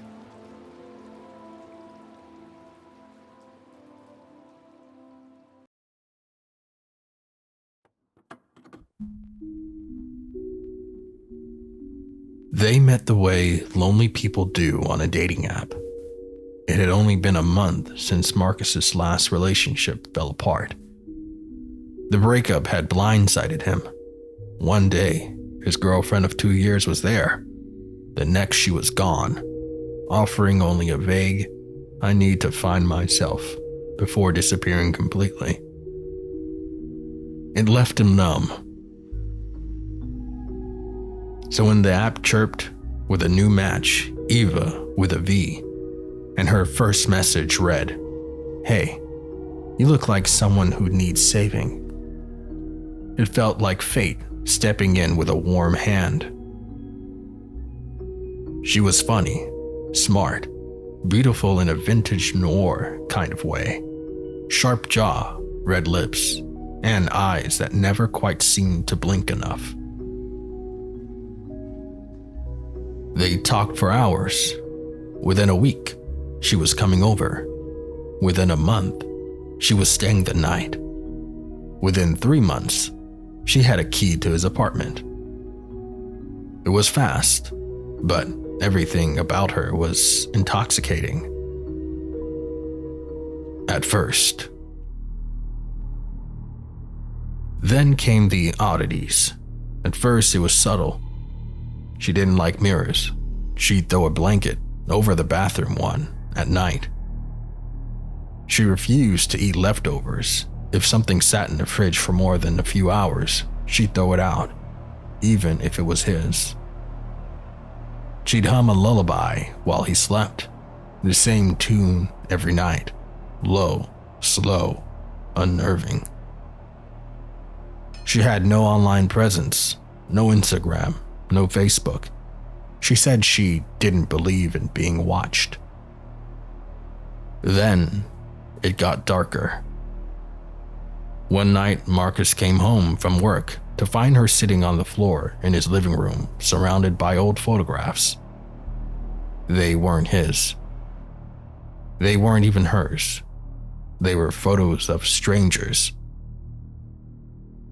All of them smiling. Some of them clearly taken without consent.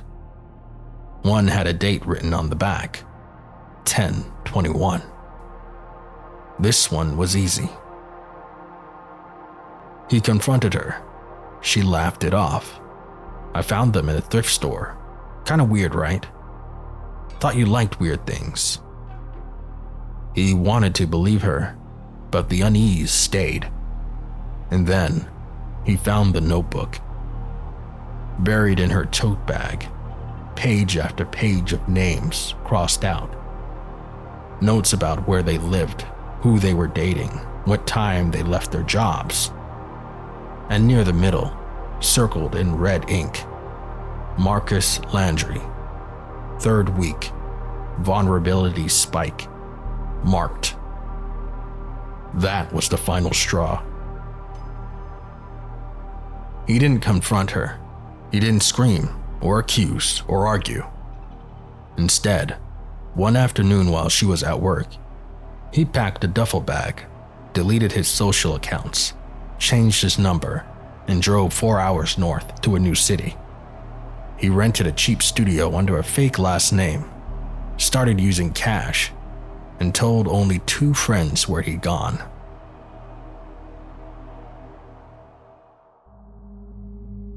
He blocked her on everything, changed his emails, paid to have his personal info scrubbed from the internet. It felt cowardly, but something about her terrified him in a way he couldn't articulate. Like if he had tried to break up the normal way, something irreversible would have happened. Something sharp and violent. So he vanished.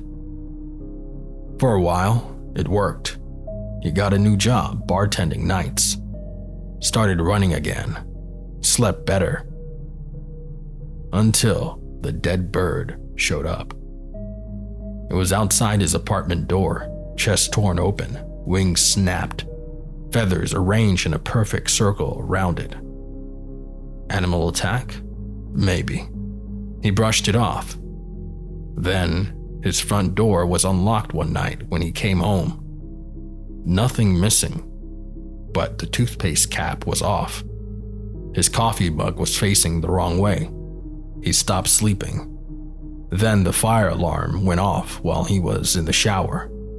Smoke filled the hallway. Someone had left a burning towel on the stove. The landlord called it a freak accident. But Marcus knew. It was her. He changed buildings again, moved across the city, but she found him again. One night, he woke up to find his bedroom window wide open, though he knew he'd locked it. Another night, he found a note taped to his bathroom mirror. You're hardest to love when you're scared, and I'll teach you not to be.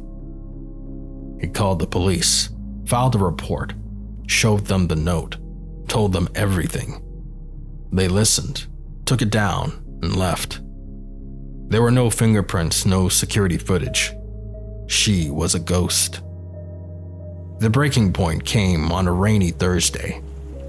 Marcus had just finished a shift and was walking to his car. It was parked in the corner of the lot, behind the bar. He clicked the key fob. The car exploded. Or it almost did. Something popped. The front tire blew out and the windshield shattered. Shards rained down as he dove behind a dumpster. No fire, no explosion, but on the hood, scratched in something dark and greasy, were the words, "Next time, I don't miss." He showed it to the police again. They took it seriously this time, sort of.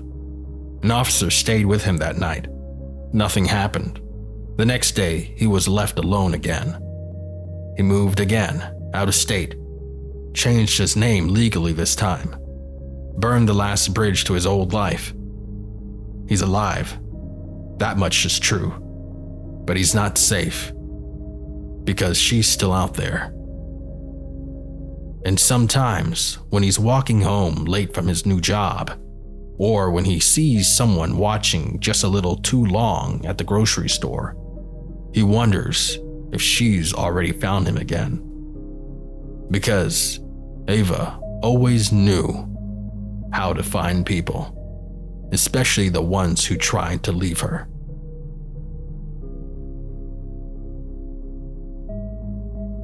They met on a dating app. She saved him from his loneliness, and now he'll never stop looking over his shoulder, wondering if the next stranger he bumps into is her. You never really know someone until it's too late. Thanks for joining me for day 11 of the Draconian universe. If this story gave you chills, make sure to like, subscribe, and hit the bell, because there's a new horror waiting every day this month. And tell me in the comments, have you ever had an ex who made your skin crawl, or worse, one who never let go? Until tomorrow, keep your doors locked and never trust a perfect match. She might still be watching. Good night.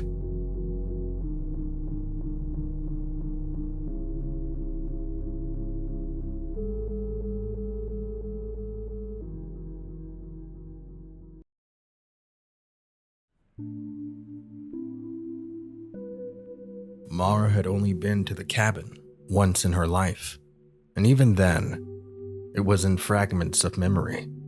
Damp wood, the sharp stink of pine, and her mother's silhouette framed in the cracked window. Her mother, Eliza, had been many things: reclusive, paranoid, strange. After she vanished 3 months ago, Mara figured the property would be sold and forgotten. But the will was clear. The land, the home, and everything within now belonged to her. She didn't want it, but curiosity and perhaps guilt had a way of clawing at her resolve. The cabin sat nestled deep in the Blue Ridge Mountains, far from phone service or paved roads. The trees loomed overhead, choking out the sky, and the winding path leading to the cabin was carpeted with rotting leaves. Moss draped over everything like a shroud. The front door creaked open with a reluctant groan. The scent hit her first, earthy, musty, metallic. The place felt more like a crypt than a home. Dust hung thick in the air, disturbed only by her cautious footsteps. Everything was untouched. A teacup sat on the armrest of a chair, half full. Dried flowers curled in their vases like dead fingers, and journals, dozens of them, stacked on shelves, scattered across tables, even in the oven.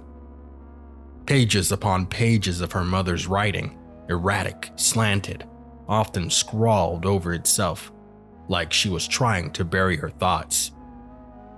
And then there were the jars, tucked into every corner, behind furniture, under loose floorboards, glass jars filled with soil. Some held worms, others held things, unmoving things, coiled, pulsing things. Mara felt her skin crawl as she twisted one jar in her hand. The worm inside flexed in the dirt, as if sensing her touch. She put it down quickly. Mara spent the first night in her car. The wind howled through the trees like a warning, and the cabin's windows glared at her through the dark-like eyes. But the next morning, despite the unease, she returned inside, driven by something she couldn't explain. Her mother's madness had always frightened her, but now she needed to understand it. The journals read like a descent into delirium.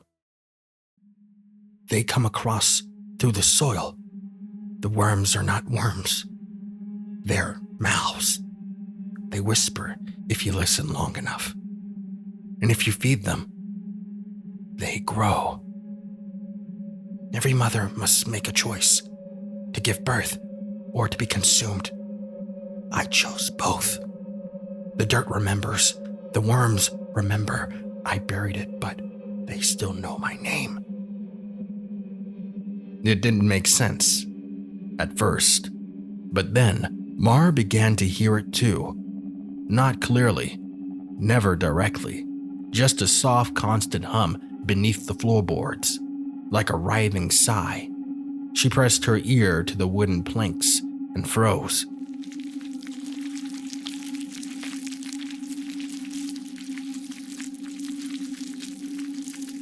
Movement, shifting, slithering. She backed away, heart pounding. Just the pipes, she told herself. Old houses made noises, but the longer she stayed, the less comfort that excuse offered. She began dreaming for her mother, standing at the foot of her bed, pale, barefoot, earth on her lips. She would whisper, "You'll understand soon, Mara. Blood calls to blood." The third day brought a new horror. Mara woke to find dirt scattered across the floor, leading from the kitchen to the basement door. Small piles of soil and something that looked suspiciously like drag marks, as if something had been pulled below. She hadn't gone into the basement yet. The door had been jammed, the lock rusted shut, but now it was open, barely. She descended slowly, flashlight in hand. The beam revealed a narrow room lined with more jars, hundreds of them. The walls were covered in black mold, and the air was thick, damp, hard to breathe. And in the far corner, a shallow pit. It was maybe 5 feet across, dug directly into the foundation, and it pulsed. The dirt moved like something was breathing beneath it. Mara gagged on the smell. Then she saw the bowl, a ceramic offering bowl, smeared with what looked like blood. Flies buzzed lazily around its rim. She turned and fled. That night, she tried to leave. She packed her bag, grabbed her keys, and marched to the car. But the engine wouldn't start. Not a click, not a sound, just the dead, choking silence of the woods. When she returned to the cabin, the dirt trail was back, and now it led to her bedroom. She didn't sleep. By the 5th day, Mara had stopped pretending this was normal. She heard the whispers constantly now, not just under the floorboards, in the walls, in the jars, inside her own mouth. They weren't in English, but she understood them. They spoke of hunger, of return, of birth. She flipped through the final journal. The last entry was smeared, frantic. They are ready. I can feel them inside me. I fed them long enough. Soon, I will be nothing but a tunnel, a mother, not to children, but to worms, to gods.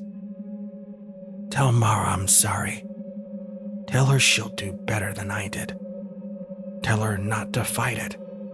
Fighting makes it worse.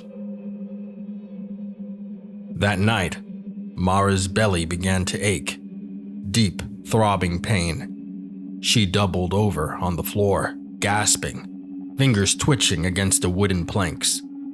She could feel movement, not in her stomach, but lower, in her spine, her ribs, under her skin. When she stripped in the bathroom and looked in the mirror, she saw something bulging under her flesh, something wiggling. No. She grabbed a knife. It was just a dream. It had to be. Mara jolted awake on the bathroom floor, the knife still in her grip, her shirt soaked with sweat, not blood. The bulges were gone. But the whispers remained. She stumbled into the living room. All the jars were open. The worms were gone. She heard something behind her, slow, slick movement. Turning around, she saw it. From the pit of the basement, something was rising. A massive, pale form, made of soil and sinew, covered in writhing worms. At its center, a face, her mother's face, twisted in agony and reverence, chanting words that vibrated through the cabin like thunder. She is born. She is fed. She is mother now. Mara fell to her knees as the worms poured toward her, up her legs, into her mouth, her nose, her ears. She screamed until there was no breath left to scream with.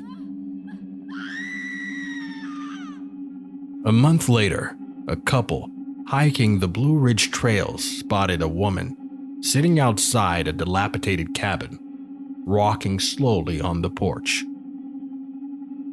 She was serene, silent, eyes milky, hands covered in dirt. She smiled as they approached. We've been waiting for you, she said sweetly. Would you like to see the nursery? The soil remembers, and now, so do you. If you're still listening, thank you for braving tonight's tale. Mother of Worms has been fed. And so has your fear. Don't forget to like, comment, and subscribe if you haven't already. Tomorrow, we descend even deeper. Day 13 is not for the faint of heart. Until then, stay scared. Stay draconian. Good night.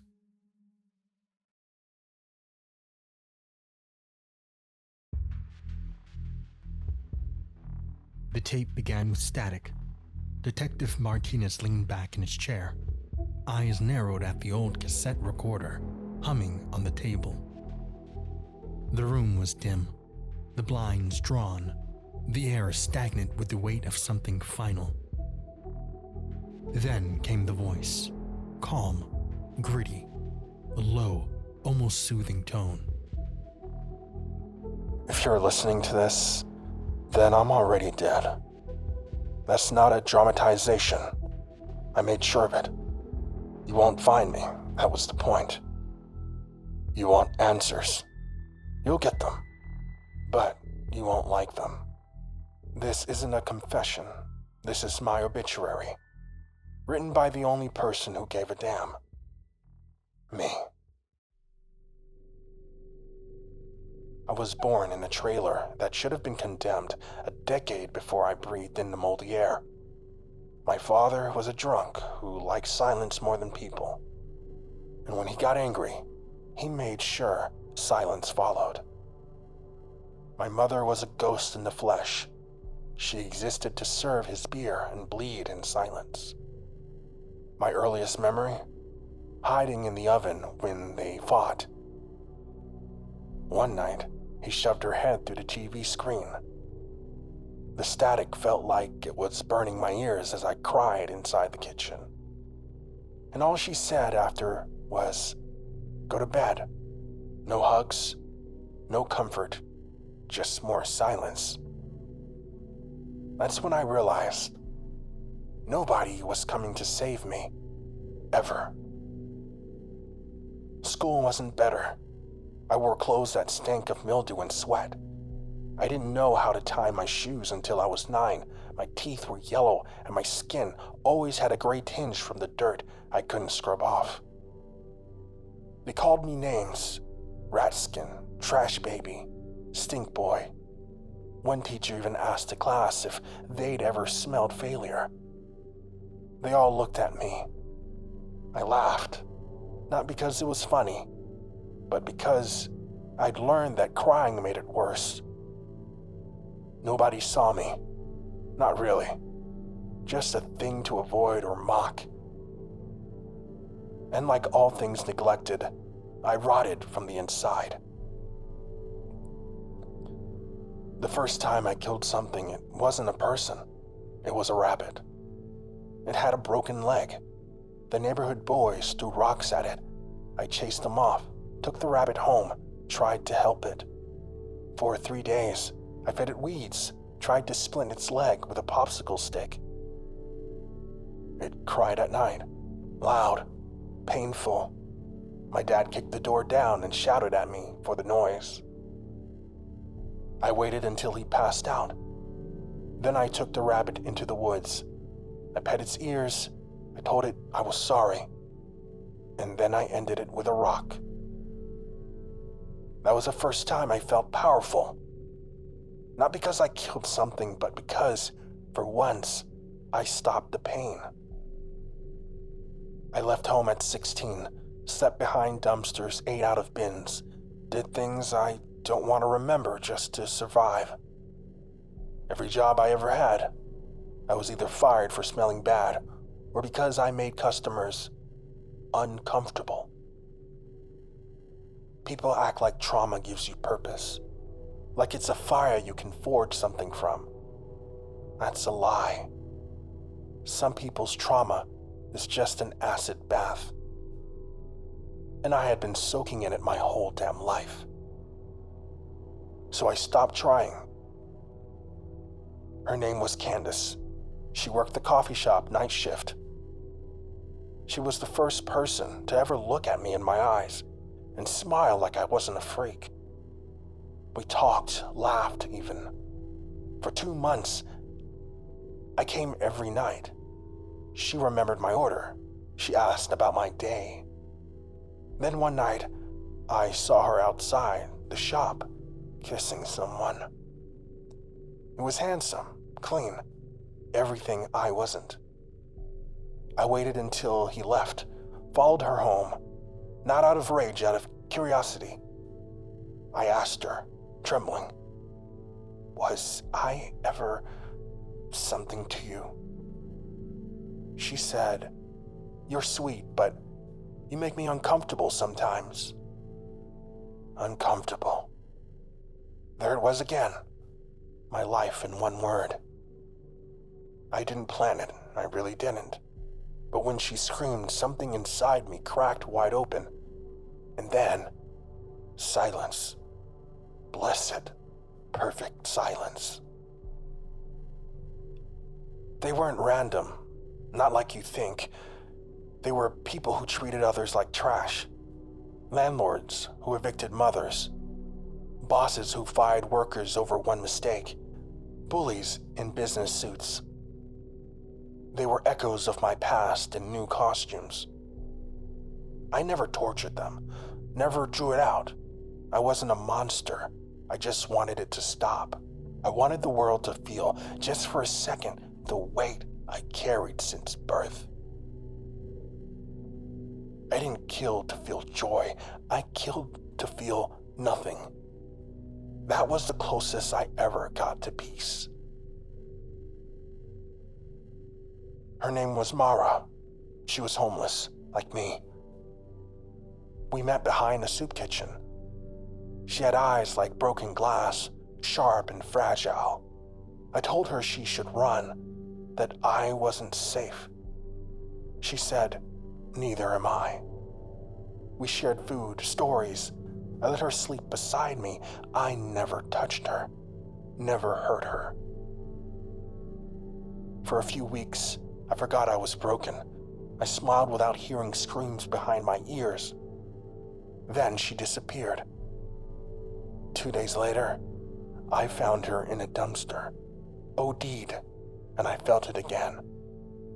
That old fire. I tracked down the man who sold her the drugs. I left him in pieces across 4 alleyways. It didn't bring her back. Nothing ever does. The papers called me the quiet surgeon, said I was methodical, precise, like I planned it all. They never understood. I didn't do it to become something. I did it because I was already something. Something the world made. Each body I left behind wasn't a cry for help. It was a tombstone for the boy nobody helped. You're looking for closure. You won't get it. I didn't want to be saved. I wanted to be understood. And now, maybe, someone will. This is not a confession. This is the truth. My name was Elias Ray Mallory.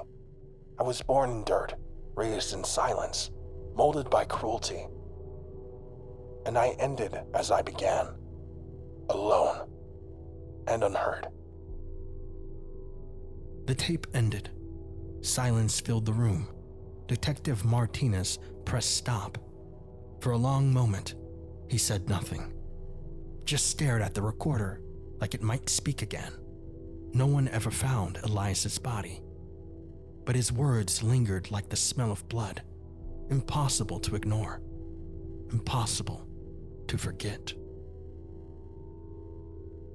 And that was the final message from a man who didn't want sympathy, only to be heard. Elias Mallory's life was a tragic descent into the darkest corner of humanity, shaped by pain, isolation, and a system that never cared. His story is not meant to excuse, but to reveal the cost of a world without compassion. If this disturbed you, it was meant to. Thanks for watching, and I'll see you tomorrow for another nightmarish tale Until then, stay alert, stay haunted, and stay draconian.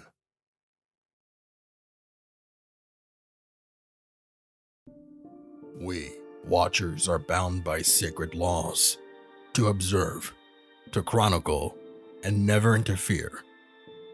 Our eyes stretch across galaxies and dimensions, collecting stories of love, destruction, ascension, and decay. But me, I'm different. I have seen too much, felt too much.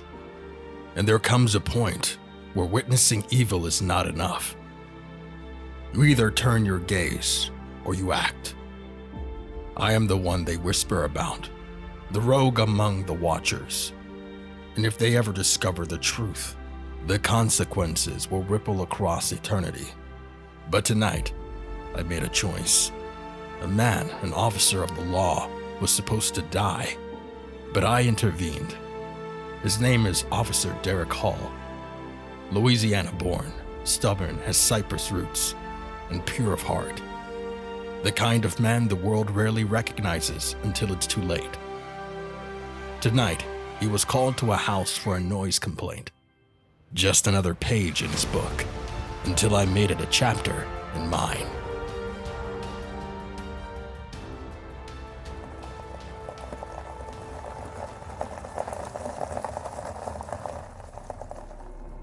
The cruiser rolled to a stop in front of the property, headlights washing over peeling paint and broken shutters. A small shack at the edge of the swamp. He killed the engine and stepped out, boots crunching over gravel, yelling. Faint but angry, male voice, maybe two. Then silence. Derek adjusted his vest and approached, the stink of the swamp mixing with rotting wood. He knocked twice on the weather-worn door. This is the Livingston Sheriff's Office. Got a noise complaint out here. Just want to make sure everything's all right. No response. He knocked again, louder.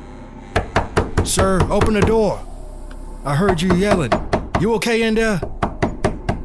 A moment later, the door creaked open, a sliver. A head peeked out, greasy hair, wild eyes, breath that smelled like rot. The man wore tattered overalls, soaked in mud, and something darker. "Evening, officer," the man rasped. "You lost or something?" No, I'm not lost. Just got a call about shouting. Need to make sure no one's hurt in there. Is everything okay? The man's expression darkened. "What happens in my house ain't none of your concern. You got a warrant? No? Then buzz off." He started to close the door, but Derek instinctively stepped forward, boot wedging into the gap. Sir, I need you to step outside, just for a few questions. That was when he should have died. The man behind the door had already drawn his gun. I saw it. Milliseconds ahead in the river of time. The trigger squeezed, the chamber fired, and I interfered. Splinters exploded from the frame near his head. He stumbled back, heart pounding, and instinctively drew his weapon. He didn't aim, he didn't think, but his hands moved like they knew exactly what to do.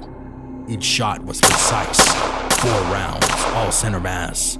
The suspect reeled back, a spray of blood on the wall behind him as he collapsed through the open door. Derek blinked. His hands trembled, but he felt guided. He keyed the mic on his shoulder. Shots fired. Suspect down, EMS needed. The scene was still, save for the faint gurgle from the man in the doorway. Derek moved with caution, weapon still drawn. I had guided his hands, a forbidden act. I felt the pull of the tether that binds watchers to non-interference, stretch, and fray. But I had to. The man had darkness in him that bled through dimensions. What he did in that house, no being, mortal or eternal, could stomach. Inside, The stench hit like a wall. Feces, urine, rotting food. The place looked abandoned and occupied at the same time. Mattresses covered in stains, old toys, chains. "Is anyone here?" Derek called out. "If you need help, call out." Nothing. But something, some deep gut-level instinct, pulled him towards the back room. He stepped inside, eyes scanning, and noticed a lumpy carpet by a toppled chair. He peeled it back. Wooden floor, trap door. He hesitated, then opened it. A ladder, a dark hole, a muffled whimper. Flashlight drawn. He descended. The beam of light hit pale faces, small, terrified eyes. Children, at least 7, dirty, shaking, huddled together in a crude basement. In the middle of them stood a man. Not like the man he'd shot. This one was clean, calm, dressed in a black coat with eyes like stars reflecting eternity. Me. Derek raised his gun. "Hands up, now!" But I didn't move. Instead, my voice echoed inside his mind, not through ears, but through soul. "I am not your enemy, Officer Hall. In fact, I saved your life." He didn't lower the gun. "Who are you?" he said. "I am a watcher. Or I was. I broke the rules tonight. I saved you. The man above was going to kill you. And these children were going to die in darkness. I know you felt it. Something intervening." Derek's voice cracked. How do I know you're not lying?" You don't. But look at them. Do they look harmed? I'm the reason they're still breathing. I've been watching over them for a while now. Waiting for you, Officer Hall. Derek looked again. The children stared at me with awe, not fear. Like I was their protector. I've watched this world decay. I've seen the wicked thrive while the righteous fall. I cannot simply watch anymore. I stepped forward. And I need a vessel. Someone willing, someone strong. I want to show you more. Cleanse more. Stop when no one else can. Derek's hands dropped to his sides. The weight of everything crushed him. The house, the gunfire, the children. Me. What exactly are you asking me to become? I said a single word. Justice. He said yes, not with words, with the silence of a man who had made peace with purpose. And so I stepped into him, not to control, but to awaken. Together, we will hunt what slithers in the dark.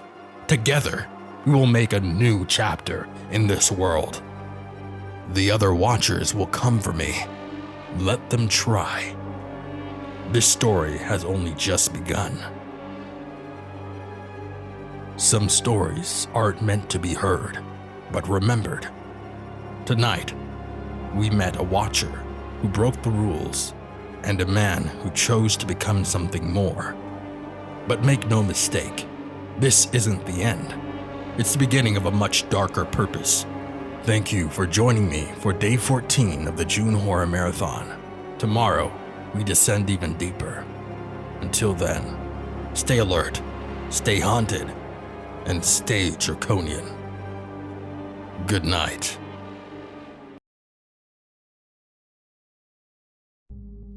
I moved into the cottage at the end of Mill Creek Road because I wanted silence. Not peace, necessarily. Just the absence of noise, of people, of reminders. The place was cheap. Too cheap for how scenic it was. 1 bedroom, wraparound porch, lots of trees. It had the rotting wood charm that looked great in black and white photography, but smelled like mildew in real life. Still, it was mine for 6 months, and that's all I needed. I signed the lease in the middle of October. The rain started the very next day. The first night it poured. I sat on the porch, sipping tea and listening to it drum against the roof. There's something ancient about rain. It drowns the world out, makes you feel like nothing can touch you. And then I heard it. 3 knocks, not thunder, not branches, coming from the front door. It startled me. I wasn't expecting anyone. Hell, no one even knew I lived there yet. I walked around the porch, down the steps, and to the front. Opened the door. Nothing. Just mist, darkness, and trees swaying in the wind. I figured it must have been an animal. Or maybe I imagined it. Rain can play tricks on the ears. I closed the door, locked it, and went to bed. It happened again, 4 nights later.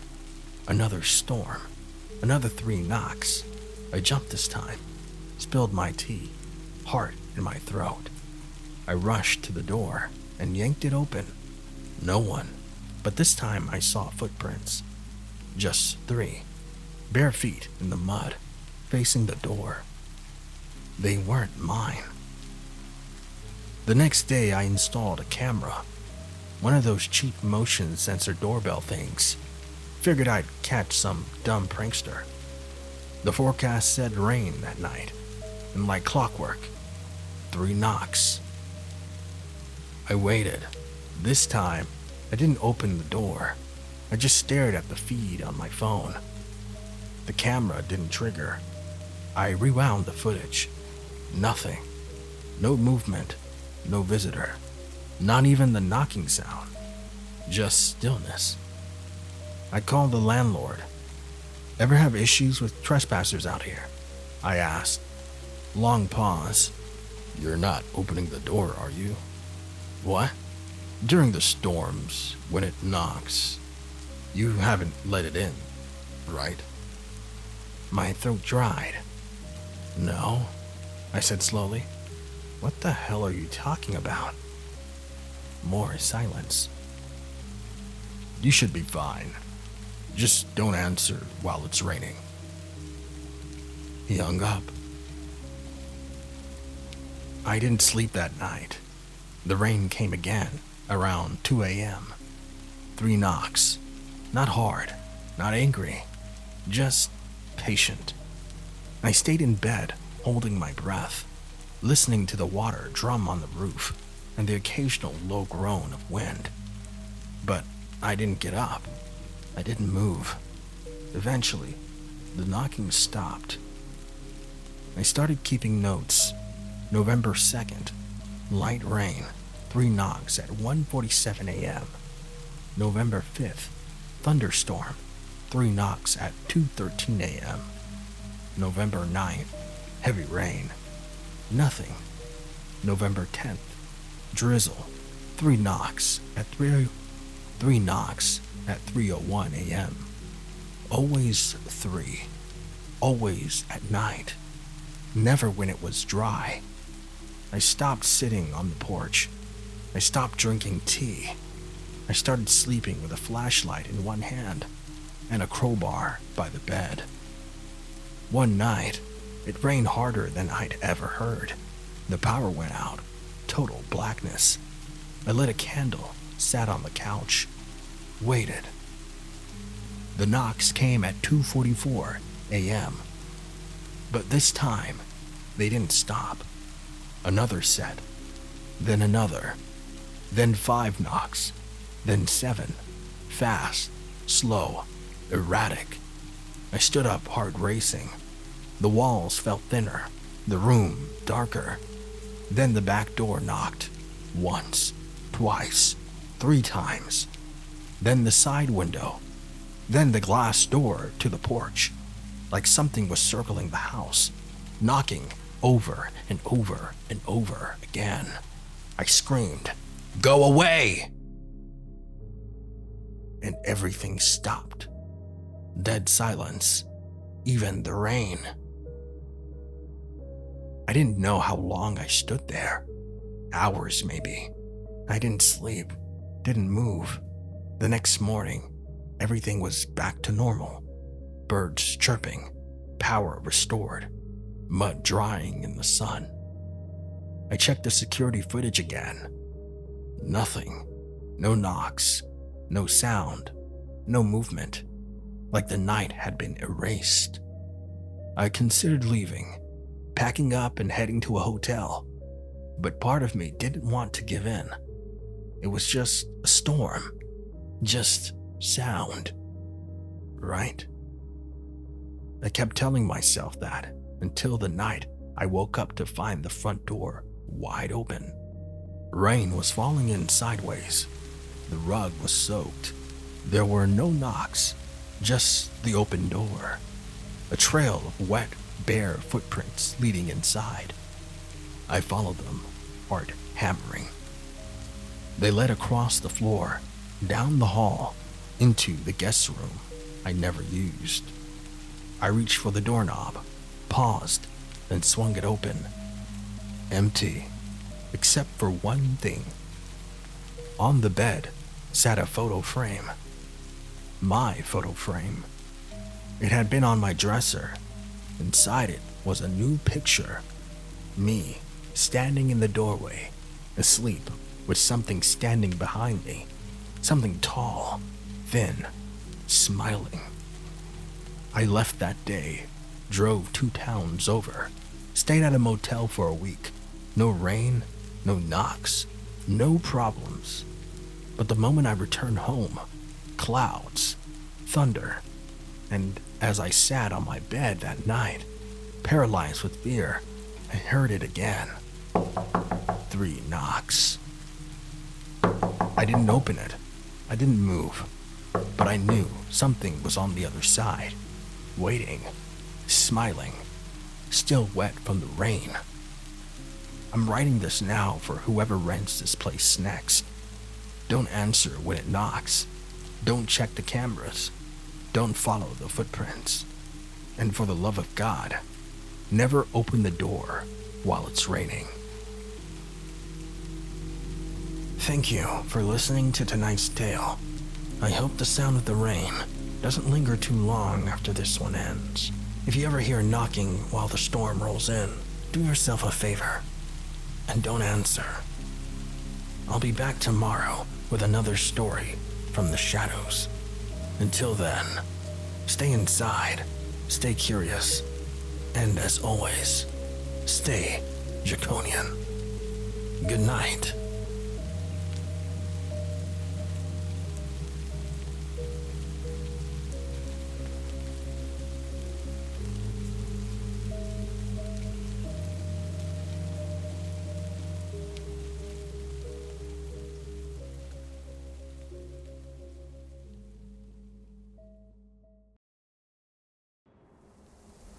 I didn't believe in ghosts. Not the kind that rattle chains or whisper your name in the dark. But after 30 years as a homicide detective in East Hammond, I came to believe in echoes. Things that don't die. They just linger. My name's Victor Langston. I'm 63 years old, and I retired last month. Or at least I tried to. A week before I turned in my badge, a cold case file landed on my desk. No one claimed it. No timestamp, no cover sheet. Just 4 manila folders bound together with a red rubber band. 4 missing persons, teens, all from the same street, Dalton Street. I remember Dalton, burned into memory like a scar on a hand. In the late 80s, it was just another forgotten neighborhood, built over what used to be marshland. Cheap concrete, poor drainage. Locals joked you could drown in your basement if the sewer backed up. But what I found in those folders: Case 1. Gina Cordova, 16. Last seen walking her dog. Dog came back. She didn't. Case 2. Marcus Wayne, 14. vanished after a friend's house party. Case 3, Lily Tran, 17, disappeared during a power outage. Case 4, Andre Fields, 15, reported missing after going to the store. 4 kids, all gone within 9 months, all from the same 3-block stretch. And this part chilled me. Each family received a letter the day after the disappearance. Same handwriting, no signature. Just the silence houses them now. I only watch, the caretaker of the forgotten. Never seen anything like it. I should have passed it off. I had 2 weeks left, but I couldn't stop thinking about it. Not because I thought I could solve it, but because nobody ever tried. So I went back to Dalton Street. Place looked dead. Most houses were condemned. Wood rotted. Window boarded. It smelled like mildew and gasoline. There was a church at one end. Its steeple collapsed. And at the other, a fenced-in lot full of rusted sewer pipes. I knocked on doors. Most were empty. One old woman, Miss Adeline, still lived there. Oxygen tank. Watched me through the screen. You looking for them kids? She asked before I said a word. I nodded. You remember them? She coughed. Gina, Marcus, Lily, and Dre. Sweet kids. Dalton didn't take kindly to sweet. What do you mean? She looked past me, toward the street. You hear it yet? Hear what? She didn't answer. That night, I reviewed the files again. Something odd jumped out. All the disappearances happened during periods of loud construction nearby. A new highway interchange, sewer line upgrades, storm drain repairs. All of that noise. And yet every report mentioned the exact same thing. Right before they vanished, the whole street went quiet. No cars, no dogs, no wind. Dead silence. I went down into the archives the next day, hunting for any incident reports. Found an unmarked cassette tape buried in one of the boxes, labeled Dalton 1989, Field Audio. Popped it in the player. At first, just static, then voices, cops interviewing Gina's parents. Nothing unusual. Then something eerie. Around the 17-minute mark, you hear this low hum, faint, like the sound you get from old electric wires. Then it dips, deep and mechanical, like it's being pushed through a tunnel of wet stone. The officer says on tape, "Is that your water heater?" And the father says, "No, we don't have one." The hum continues 26 seconds, and then, all at once, it cuts, and there's nothing. That night, I couldn't sleep, not just because of the hum, but because when I played the tape again, it sounded different. The hum wasn't random. It was rhythmic, almost like breathing. I requested access to the city's sewer maintenance records. Dead ends. Most documentation from the 80s was lost during a fire in city storage. Classic. I went to Public Works, pulled a map. Dalton Street sat over the original storm drainage system, built in 1911. Underneath it, a crawl space was used for access tunnels that were long since abandoned. City had no idea what was down there now, so I went to look. It was dead at night, cold, windless. I parked a block away from the rusted gate at the end of Dalton, cut the chain, brought a flashlight, a revolver, and an old police radio. I found the manhole, heavy, old steel. Took everything in me to pry it open. I climbed down. The ladder was slick, smelled like iron and mold. At the bottom, I hit concrete. The tunnel was wide, at least 6 feet tall, and arched with brick, lined with roots. Water trickled down one side. And then I heard it. The hum. It vibrated in my jaw, not my ears. Deep and low, pulsing through the walls. Not mechanical, not electric. Alive. I kept walking. Maybe 50 yards in, I found something that made my stomach twist. A stack of kids' shoes. 4 pairs, neatly placed in a corner, like someone was waiting to come back for them. A little farther in, scratches on the wall. Names. Lily. Dre was here. It came from the floor. I turned around. That's when I saw the light, a dim, greenish glow coming from behind a crumbled portion of wall. I approached slowly. Behind the break was a chamber, large, old stone and dripping with condensation. At the center, a pit perfectly round, no ladder, just black, open space. The hum was coming from in there. And then I heard a voice. Detective Langston. It wasn't an echo. It was inside my head. Then others joined. Whispers. Dozens. No, hundreds. I dropped my flashlight. The hum peaked, and then silence. I don't remember crawling out. Don't remember driving home. I woke up in my bed at 9 a.m., covered in filth.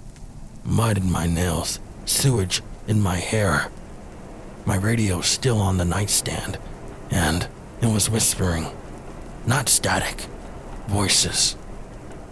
The department never believed me. Called it stress, retirement jitters. I turned in my badge and never looked back.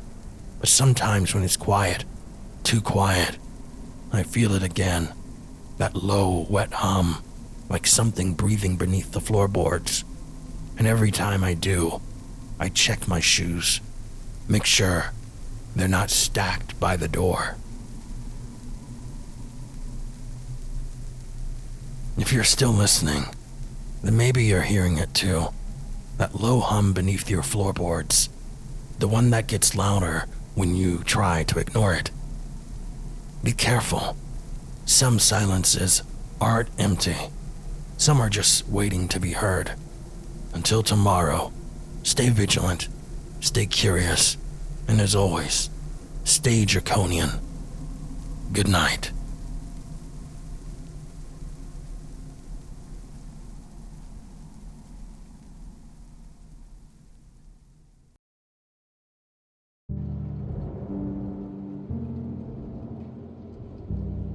I was so excited to live alone.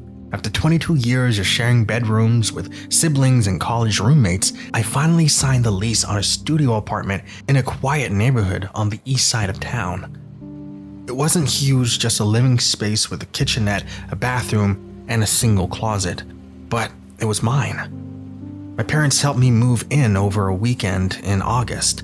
The AC rattled like it had bronchitis, and the place smelled faintly of dust and something older.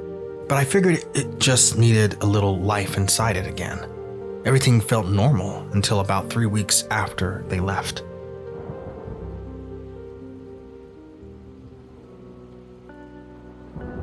It started with small things.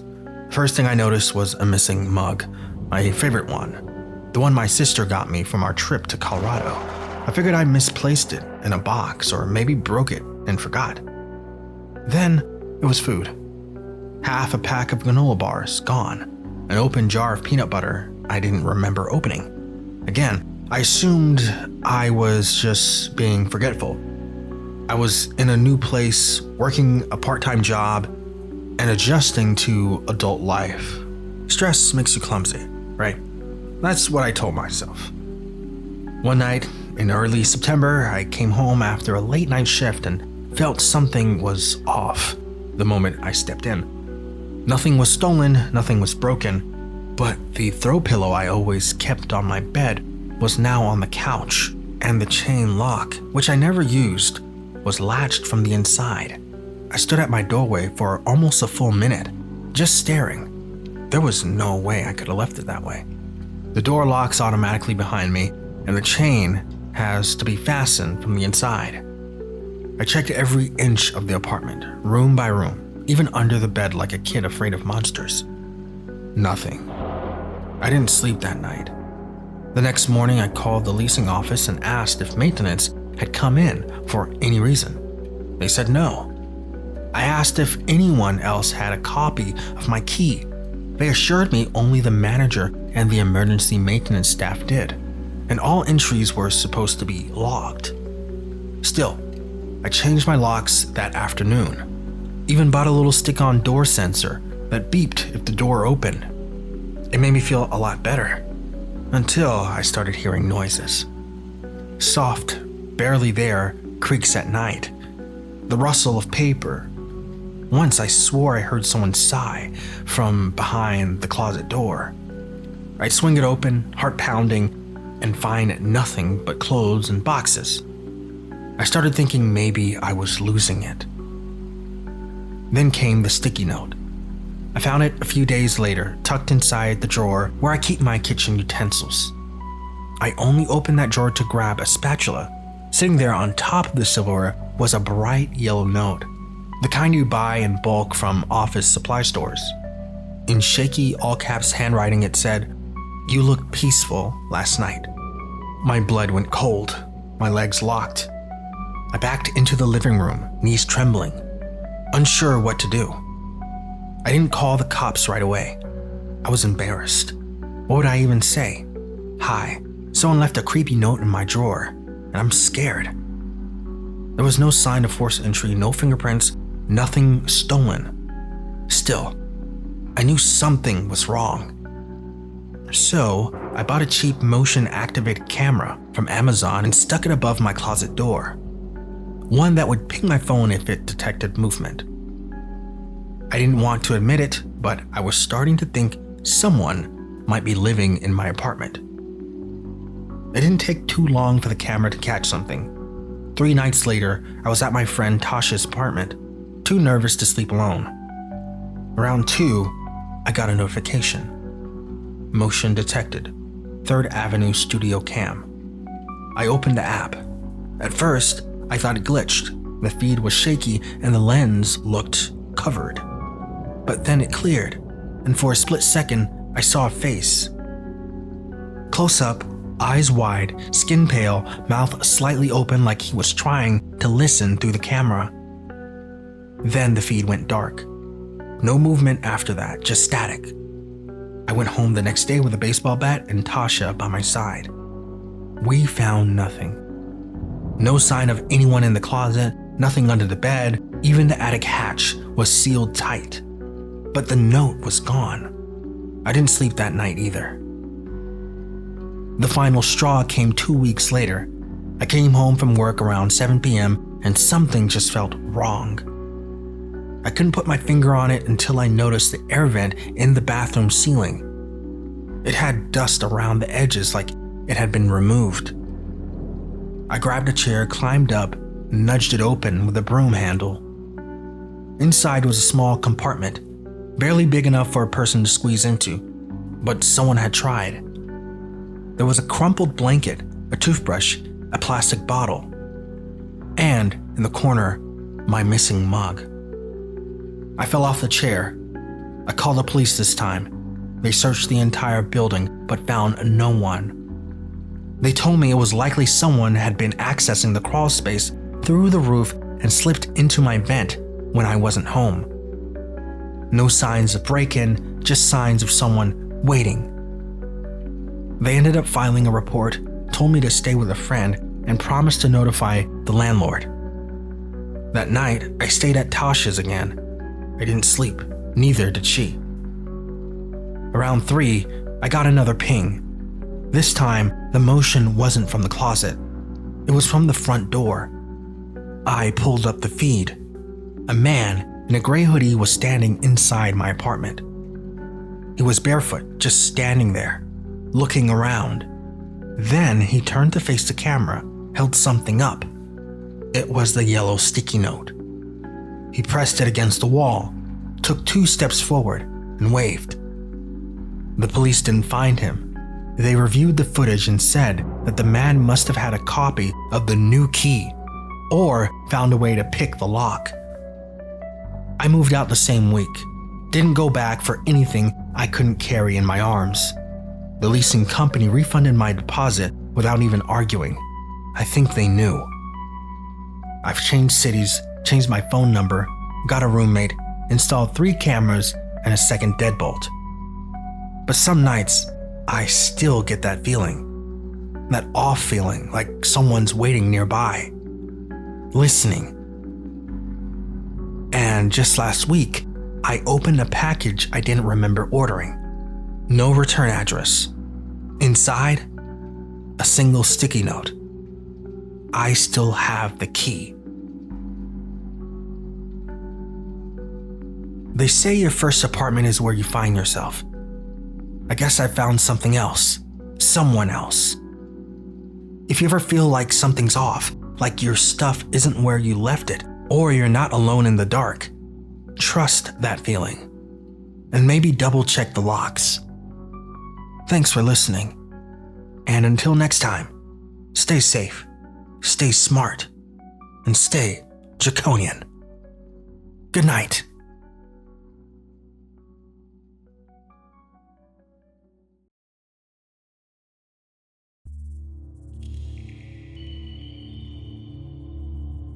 Everyone in Devil's End says the same thing. Ain't nothing ever happened here. And they say it with a smile, like they believe it.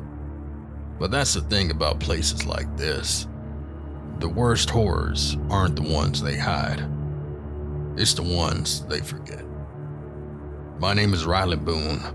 I've worked everything, from marital stakeouts to cold case murder cleanups across the South. I don't scare easy. But when I took the case from a guy named Jasper Mayfield about his missing daughter in a town that supposedly no longer existed, I knew I wasn't walking into anything normal. He handed me a worn photo of a girl in a yellow hoodie. Her name's Eden. She went missing 6 days ago. Last ping from her phone was in a place called Devil's End. I Googled it. Nothing. Not a map hit. Not a news blip. Not even urban legends. So I asked, "You sure that's the name of the town?" He leaned forward. It ain't on a map, but it's still there. I drove out the next morning.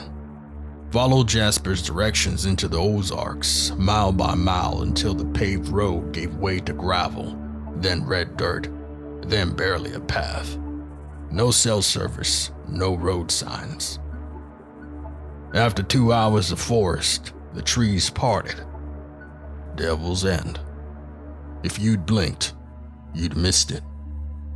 Just 6 buildings, weather-worn and sagging like old skin. An abandoned diner, a church with a collapsed roof, a gas station missing its pumps, and one house with the porch light on. I parked, walked up, knocked. The door creaked open almost instantly. An old woman stood there, smiling. You're just in time, she said. For what? for the forgetting. I asked around town what little there was of it. A dozen residents, all gray-haired and polite, each one with the same glassy eyes and the same unnerving calm. Missing girl. Haven't seen no missing girl. Yellow hoodie. No one's been here in years. I don't know what you're talking about. And then always, ain't nothing ever happened in Devil's End. But something was happening. and I just didn't know what until I met the kid. He couldn't have been older than 8, dirty hands, ripped shirt, sitting on the back steps of the church playing with a deck of bent cards. He looked up at me and said, "You're not supposed to stay past sundown." "Why not?" He shrugged. "That's when the town forgets." Sundown came fast. Golden light draped the buildings like a shroud. The trees went still. The crickets stopped chirping. And that's when I noticed it. All the houses now had lights on, even the ones that were boarded up. I walked towards the diner. Through the dusty glass, I saw people, young people, dressed like it was the 1980s, talking, laughing, plates of food in front of them. I tried to open the door. It wouldn't budge. I knocked. One girl, blonde, early 20s, turned and looked directly at me. She wore a yellow hoodie. I stepped back, and suddenly the lights went off. The diner was empty again, cobwebs, rusted tables. I ran back to my car. It was gone. No tire tracks. No sign it had ever been there. Just a stretch of road that led into dark woods. I returned to the house with the porch light. The old woman answered again. Same smile. "Who are you?" "You just saw me." "I've never seen you before in my life." My mouth went dry. What's going on here? "You'll know soon enough. Everyone always remembers just before they forget again." I spent that night in the church, sitting upright with my back to the wall. In the middle of the night, I heard footsteps, then laughter. Not outside, inside. I turned on the light, no one. But on the pew across from me sat a crumpled, yellow hoodie. I left the church at dawn. The town looked different, older somehow, more decayed. When I knocked on the same doors, different people answered. Some were too young to have been here yesterday. They all said the same thing. Ain't nothing ever happened in Devil's End.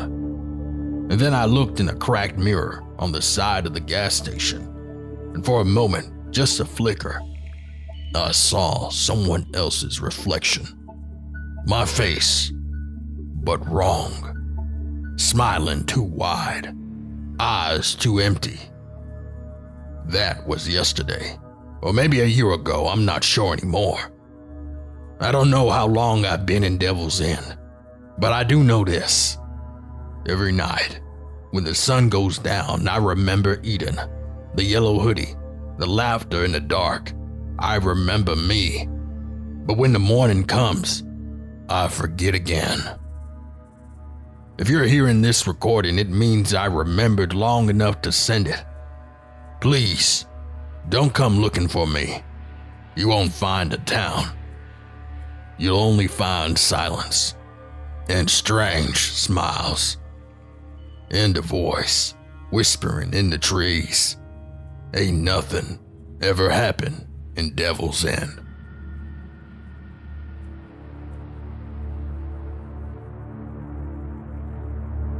Some places don't get forgotten because they're unremarkable.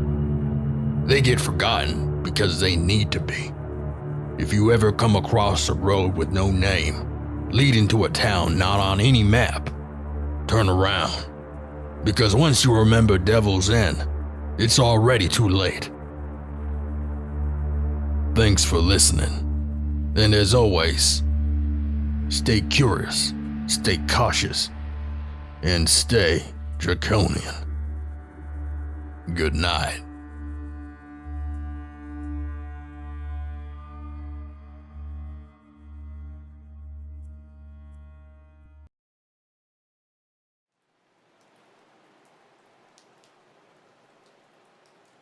You never think it'll be you.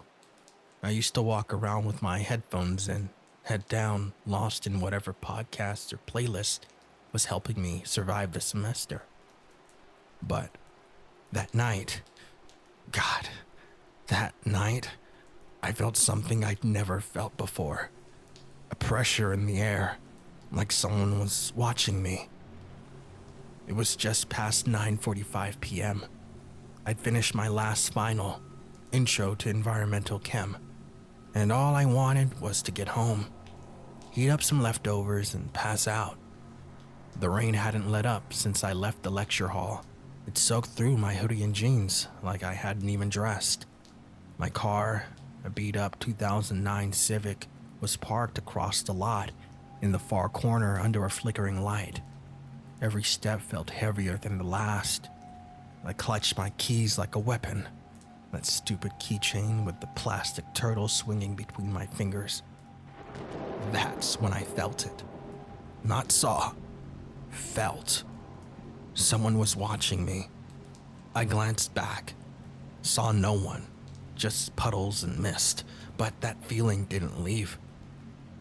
It followed me right into my car. I didn't get far. The heat was broken and the windshield was fogging like crazy. I was halfway down Route 27 when I must have nodded off. Just for a second, maybe two. Next thing I remember was the crunch. Steel folding, glass shattering, my head smashing against the wheel. The taste of blood filled my mouth. Then, darkness.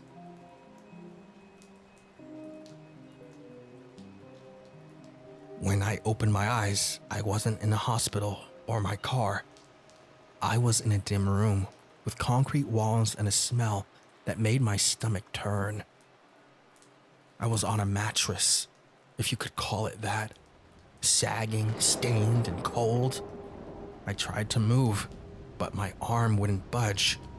Panic surged through me. My wrist had been cuffed to a rusted metal pipe fixed to the wall.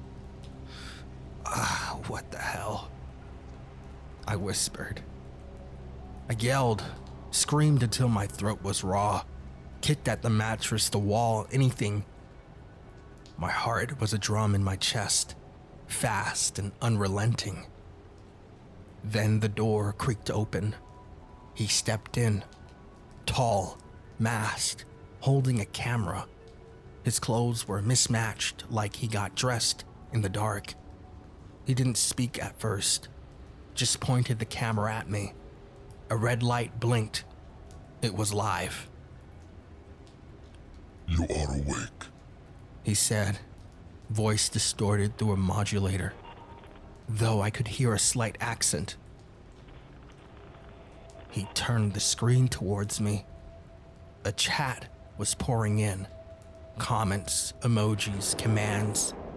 Break his arm, burn him, make him beg. My mouth went dry.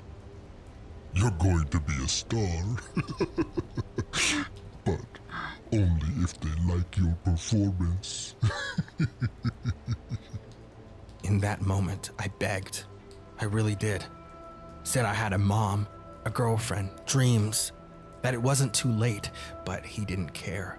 He scrolled through the suggestions like he was reading lunch specials. Then, nothing. My vision swam, the pain from the crash catching up. My ribs throbbed, my head pulsed, everything blurred. Darkness came again. When I came to, he was gone. The room was silent. The camera lay on a desk near the door, unplugged. My right hand still cuffed. I tugged hard. The pipe rattled, but it didn't budge. That's when the desperation set in. I pulled, twisted, yanked. The cuff cut into my wrist. I screamed in pain. My pinky slipped a bit. And that's when I realized I could maybe get out, but I'd have to break myself to do it. I won't lie, I cried. Sat there on that filthy mattress and cried. But the sound of footsteps above, the creak of the floorboards snapped me back. He'd be back soon, so I did it. I gripped my pinky, braced myself, and twisted. The pop echoed louder than it should have. My scream must have startled birds outside. One by one, I dislocated the fingers on my right hand. When I finally pulled free, my hand was a swollen, shaking mess. But I was out. And I was pissed. The pipe came off with a solid yank. Rust flew. I staggered to my feet, blood dripping from my fingers. I waited near the door, every breath a countdown. When the door opened, I didn't hesitate. I hit him in the head. He fell instantly. The mask flew off. He groaned, tried to crawl. I hit him again, and again, and again, and again, and again, and again, and again. Until the warmth of blood sprayed across my face, and I realized he wasn't getting up. I dropped the pipe. My whole body shook. I didn't even look at him. I just ran. The woods outside were thick and unforgiving. My legs buckled twice, and I limped, wet leaves clinging to my skin. I didn't know where I was, only that I had to keep going. I followed the sound of a distant highway, the hum of something real. It took me nearly 20 minutes, but I saw lights, headlights. I stumbled out into the road, arms flailing. The car screeched to a stop just inches from me. The man inside jumped out, yelling. I collapsed, crying, babbling nonsense. He helped me into the passenger seat, locking the doors. You okay? What the hell happened? All I could say was, call the cops. That brings us here. I'm sitting in this cold-ass interrogation room, wrapped in a blanket, bandaged and breathing, barely. 2 detectives sit across from me. One looks like he hasn't slept in days. The other taps a pen on a notepad. Your name is Caleb, right? The first one says. I nod. You're lucky to be alive, Caleb. He slides the file across the table. I don't look at it. His name's Alan Griggs. Went by a dozen aliases online. We've been trying to catch this sick bastard for years. I swallowed. Years? He nods. He ran something like a dark web game show. People would pay to direct what happened. Most of his victims didn't make it out. You did good, though. Took out the monster. Is he, dead? Yeah, very. In that moment, I don't know if I should feel remorse or guilt, or maybe both. Later, a therapist came in, told me I might struggle for a while. That's an understatement of the century. Some nights I wake up thinking I'm back on that mattress, that I hear the camera's red blink. But I survived. And if you're listening, watching, just know, it can happen to anyone. Walking to your car, driving home, falling asleep for a second. So stay alert. Stay alive. And if someone's watching you, don't ignore the feeling. Thank you for listening to Day 20 of the Horror Marathon here on the Draconia universe. This story was a reminder that the most terrifying monsters don't always hide under your bed. They often wear masks in plain sight. Be safe, be smart, and as always, stay draconian. Good night.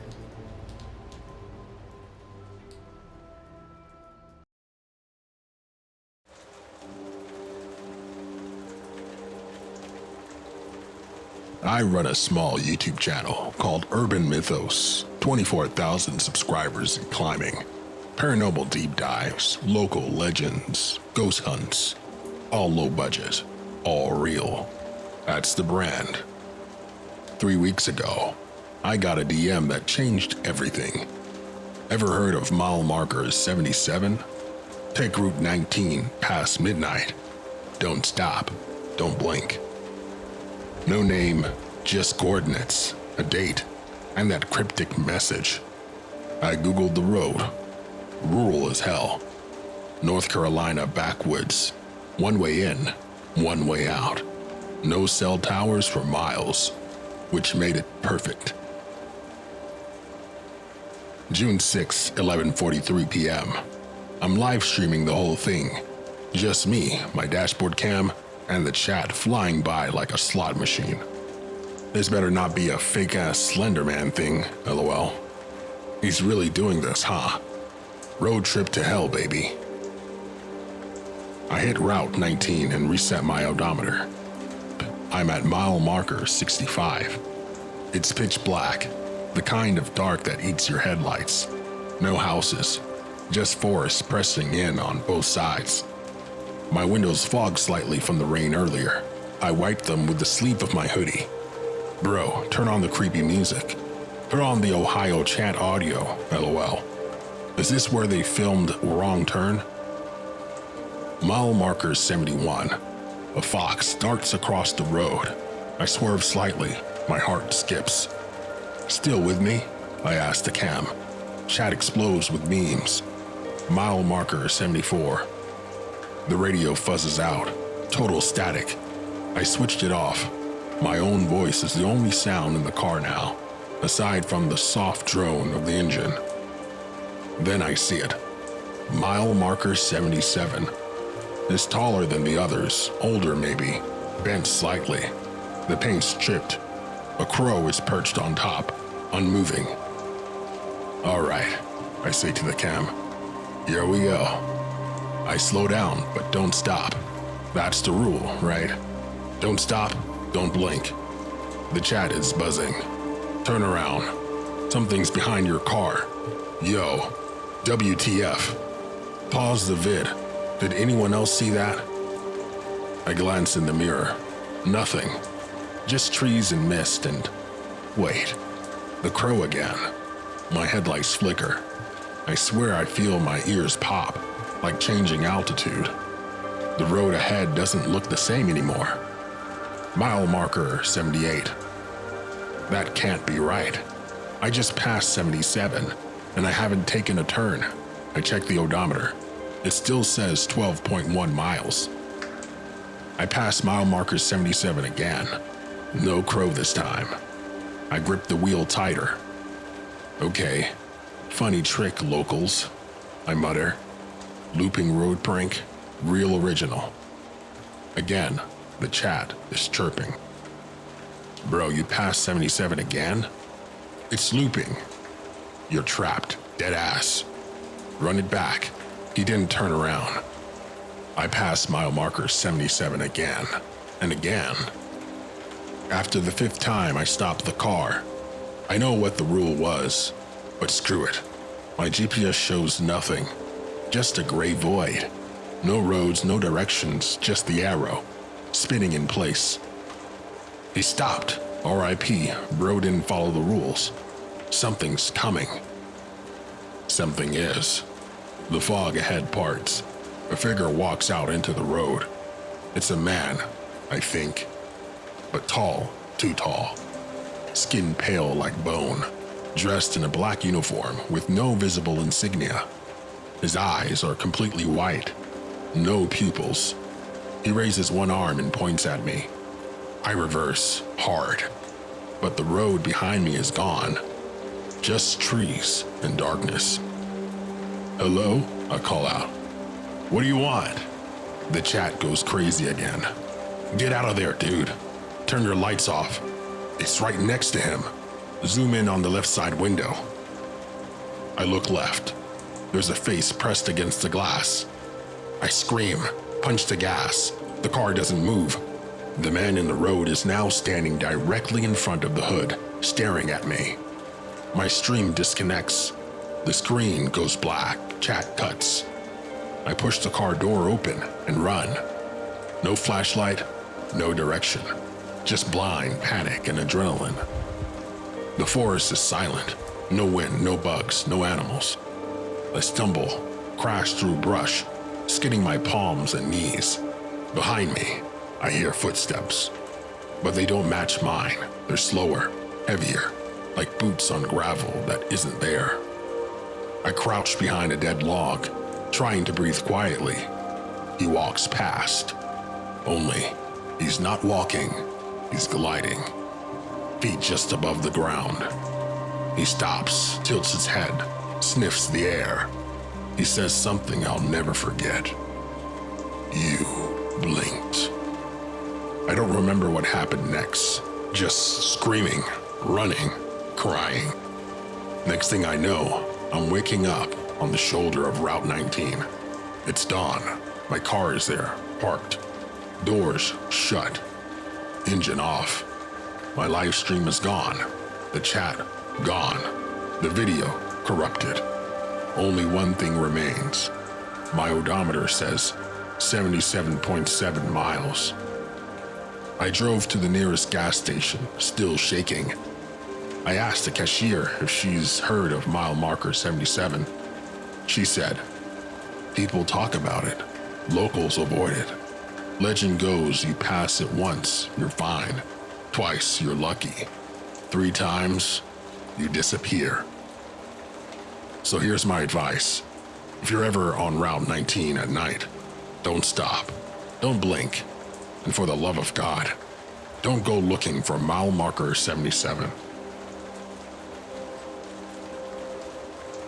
Thanks for listening to Day 21 of the Draconian Universe. This tale was a warning to all curious minds. Not every legend needs to be tested. Some roads are better left untraveled, and some markers should never be passed more than once.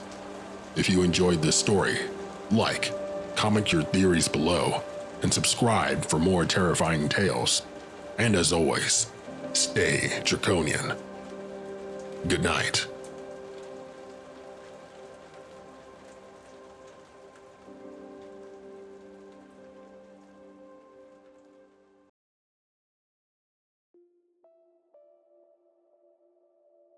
I didn't move to Washington to chase anyone. I moved to disappear. After the breakup, everything in New York felt loud. Horns, sirens, regrets. The apartment still smelled like her lavender shampoo. I needed to escape the noise, the memories, myself. Then I found the job posting. U.S. Park Service, Mount Rainier National Park. Full-time, housing provided. It almost felt like fate.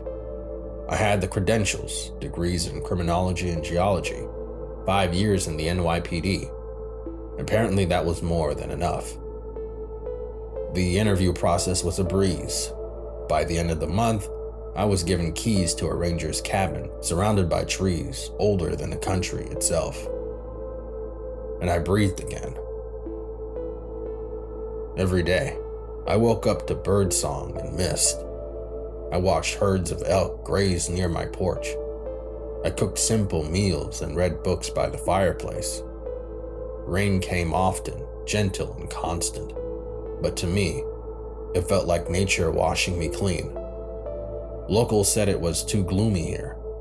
I thought it was perfect, a soft gray cocoon to heal inside. The work was easy. A few hikers who wandered off trail, campers who left trash behind, nothing worse than a drunk college kid trying to feed chips to a bear. I was content. I wasn't chasing criminals. I wasn't chasing ghosts. Until the call came in.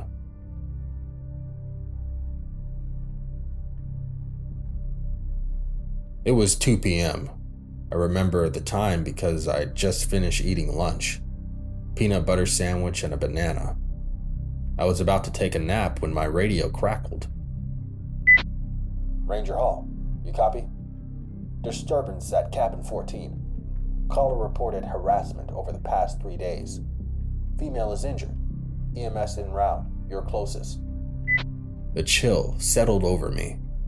I grabbed my jacket, my sidearm, and hit the trail in my ATV. The cabin was 11 minutes away. I saw her the moment I arrived, collapse near the steps, blood soaking her jeans and flannel shirt. Her hand clutched her side, her eyes unfocused, blinking slowly. "Ma'am, can you hear me?" I knelt beside her. She mumbled, "My daughter. He has her." That was all I needed. I radioed for backup, gave him her condition and the urgency. EMS was still 15 minutes out. I scanned the area. No sign of the daughter. No obvious signs of struggle. The cabin door was wide open, a mess inside, plates shattered, furniture overturned. But outside, footprints. 2 sets, large and small, heading into the woods behind the cabin. I didn't hesitate. The forest welcomed me like an old friend. It had been months since I'd ventured this deep. Tall pines cast long shadows over the narrow path. Ferns rustled in the breeze, and yet everything felt wrong. No birdsong, no chittering squirrels, just silence, like the woods were holding their breath. My boots sunk into the damp soil as I followed the trail. The adult footprints were heavy, erratic, sometimes staggering. The child's lighter, almost dragged. I didn't need a map. I could feel where they were going. About 10 minutes in, I found the first clue. A pink sock tied carefully around a low branch. I froze. She left it for someone to find. Smart girl. Another 20 yards, tucked beneath a tree root, was a bracelet made from blue beads. Then a second sock, wet, muddy, but deliberately placed atop a log. She wanted to be found. That meant she was still alive. I picked up the pace. As I moved deeper, the canopy swallowed the light. Even in mid-afternoon, it felt like dusk. My flashlight cut through the gloom, revealing twisted tree trunks and hanging moss. And that's when I smelt it. Sweat, rot, fear. I slowed my steps, crouched low. Ahead, partially obscured by a fallen tree, was a clearing. There he was, a man in a ragged army jacket, pacing, muttering, eyes wild with some internal storm. The girl, maybe 9 or 10, sat against a tree, duct taped across her mouth, hands tied. Her wide, tear-streaked eyes locked with mine the moment she saw me. I radioed in, quiet and clear. "Suspect located. Girl alive. Sending coordinates. Do not move in until I give the word." I steadied my breath, slowly unholstering my weapon, and stepped into the clearing. "Put your hands where I can see them," I shouted, aiming at her mass. The man spun around. His face was gaunt, patchy beard tangled, pupils blown wide. He looked at me like I was a hallucination. "You're not real," he growled. "You're just another lie they fed me." "I'm very real, and I need you to step away from the girl, now." He shook his head violently, spit flying from cracked lips. "She's mine. You don't understand. They said I could have her."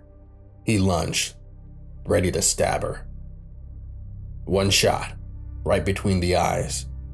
He dropped like a puppet with its strings cut. The sound echoed through the forest, then vanished.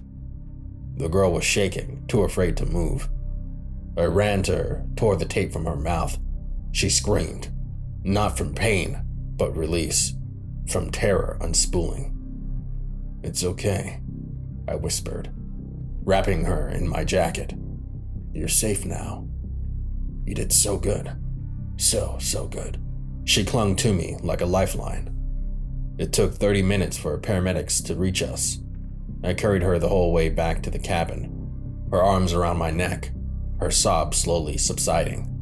The mother was already in the airlift when we arrived. She would make it. So would the girl. As I watched them disappear into the sky, I stood alone in the clearing. I should have felt disgusted, horrified. But what I felt was alive. That terrified me. Because I knew that feeling. I used to chase it. In New York, I'd gone from one bus to the next, addicted to the adrenaline, the high of being needed. I thought I was helping people. Maybe I was. But in doing so, I abandoned everyone else. My fiance, my family, my sense of balance. I wasn't just solving crimes. I was feeding a hunger I didn't understand. And that day in the forest, I felt it again. The focus, the rush, the validation. But I also felt something else. The weight. The toll it had taken on my soul. As I stared into the woods, I made a promise. This couldn't be my life again. I couldn't go back. 6 months later, I'm still here, still a ranger, but not the same man. I moved my cabin closer to the lake. Smaller place, less remote. I've taken up canoeing and journaling. Amelia, she's a wildlife biologist who sometimes works out of the ranger station. She started leaving me coffee in the mornings. We talk now, a lot, about our past, our futures, what we've lost, and what we want to build. She's different, kind, grounded. She listens. She sees the scars and doesn't flinch. I tell her I want a family someday. She doesn't laugh. I'm not running anymore. Not from the pain, not from who I was. That day in the forest didn't ruin me. It reminded me that I still have something to give. But I get to choose how. I'll protect what matters, but I'll never lose myself again. Some people run to the woods to escape. Others go there to heal. But sometimes, the forest doesn't care why you came. It simply reveals who you really are. Thanks for listening to tonight's story. If it gripped you, haunted you, or made you feel something, consider leaving a like and a comment below. I'd love to hear your thoughts. And if you're new here, welcome to the Draconian universe. Subscribe for more horror stories just like this one, every night this month at 6:30. Until next time, keep your eyes open, your flashlight close, and whatever you do, stay draconian. Good night.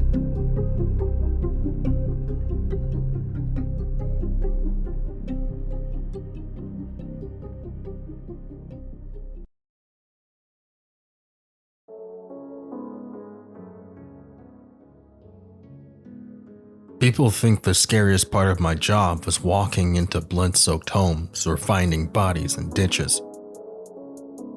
That's not true. The scariest part of being a homicide detective was when you couldn't find a killer. When you had nothing but a gut feeling and a trail that never stopped going cold. For me, that trail started in 2007. And it haunted me long after my badge was turned in. This is a case that ended my career, the one no one believed, but I swear to you, every word is real.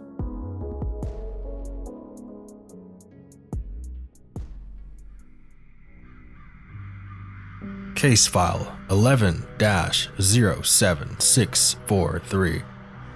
Victims: Daniel Blake, 41, Karen Blake, 39, Jacob Blake, 7, Survivor: Thomas Blake, 14, Location: Palm Ridge, Florida.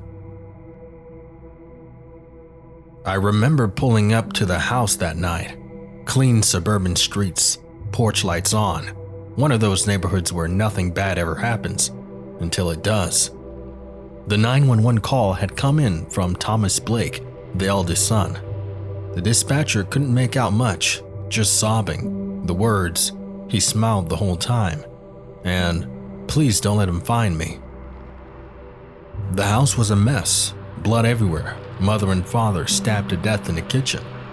The youngest son, Jacob, was found upstairs, throat slit, in his bed. No sign of forced entry, no fingerprints, and no evidence of a break-in. But Thomas was hiding inside the dryer in the laundry room, clutching a kitchen knife and shaking so badly we thought he might go into shock.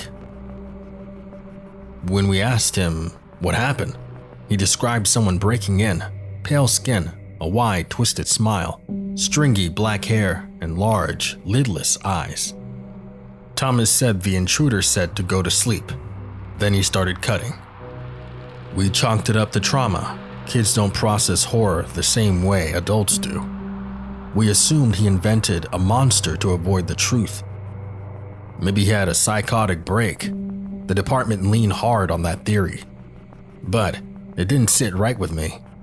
There was something about the way he described that smile. It wasn't the invention of a frightened boy. It was recollection. Over the next few months, Thomas was institutionalized. No charges were ever filed. There wasn't enough evidence, and the department didn't want the PR nightmare of blaming a teenage survivor. I tried to move on. Lord knows I did. But then it happened again. Case file 12-03488. Location, Savannah, Georgia. Date, April 9, 2008. Victims, Emma and David Foster. Survivor, daughter, age 9. She said a man broke into the house at night. Pale skin, big smile, whispered, "Go to sleep." My stomach sank when I read the report. Same signature, same MO, different state. I contacted the lead detective in Savannah and asked if he'd ever heard of the Blake case. He didn't. I emailed him my findings. A week later, he was dead. Officially, car accident. Unofficially, the crash report didn't match witness statements. There were no brake marks. He just drove straight off the overpass. That's when I realized something. This wasn't just a killer. This was something else, and no one else wanted to follow the thread but me. Over the next few years, I collected clippings, files, coroner reports. They all had similar markers. No signs of forced entry, facial mutilation of victims, children reporting a man with a smile cut into his face. The words, "Go to sleep," either spoken, whispered, or written. By 2013, I had connected 7 murders across 5 states. I had a case. But no one listened. The department eventually ordered me to stop contacting other jurisdictions. I was getting a reputation. That's when they gave me the desk, the final insult. So I retired, but I didn't stop investigating. In 2016, a contact of mine in Arizona, private security, sent me footage from a home surveillance system in Sedona. The family was murdered. Parents, 1 child. The footage showed a figure in the hallway. Not in focus, but tall, thin, pale, and smiling. The camera glitched the moment the figure turned to face it. A full second of static. Then darkness.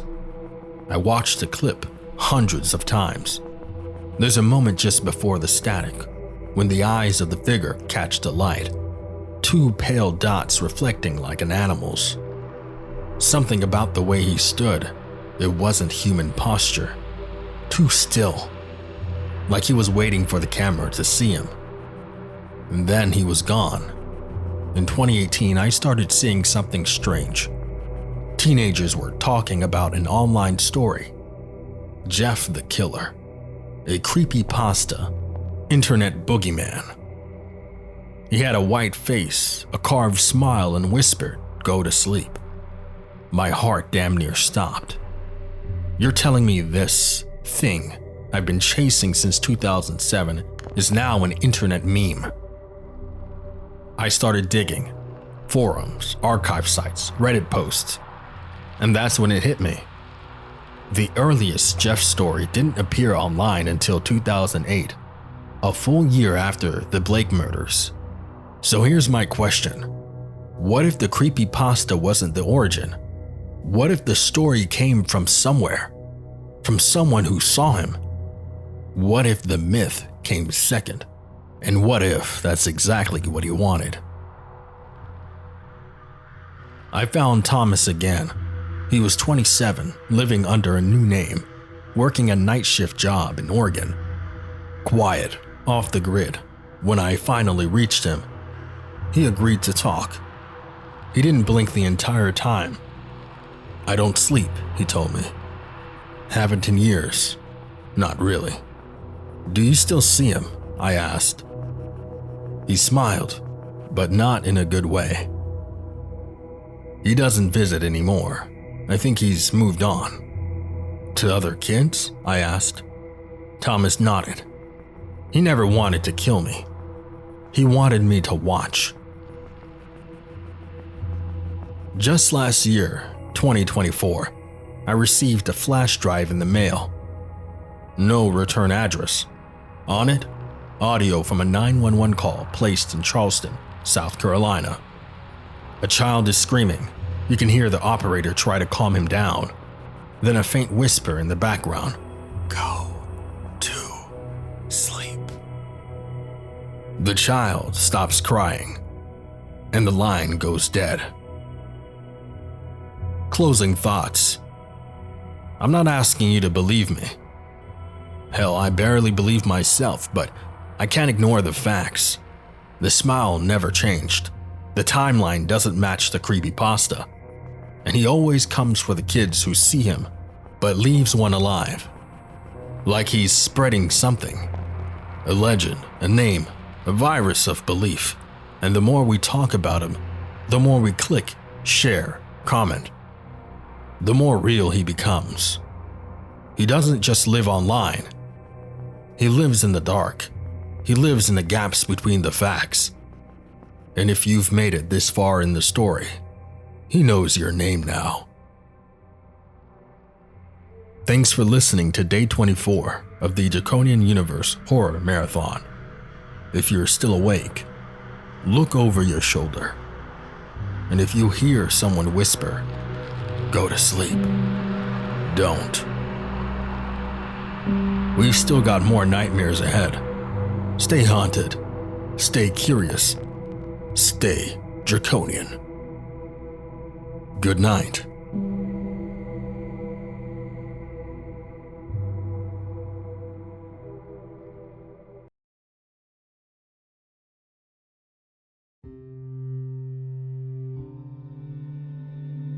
I didn't think much of the ad at first.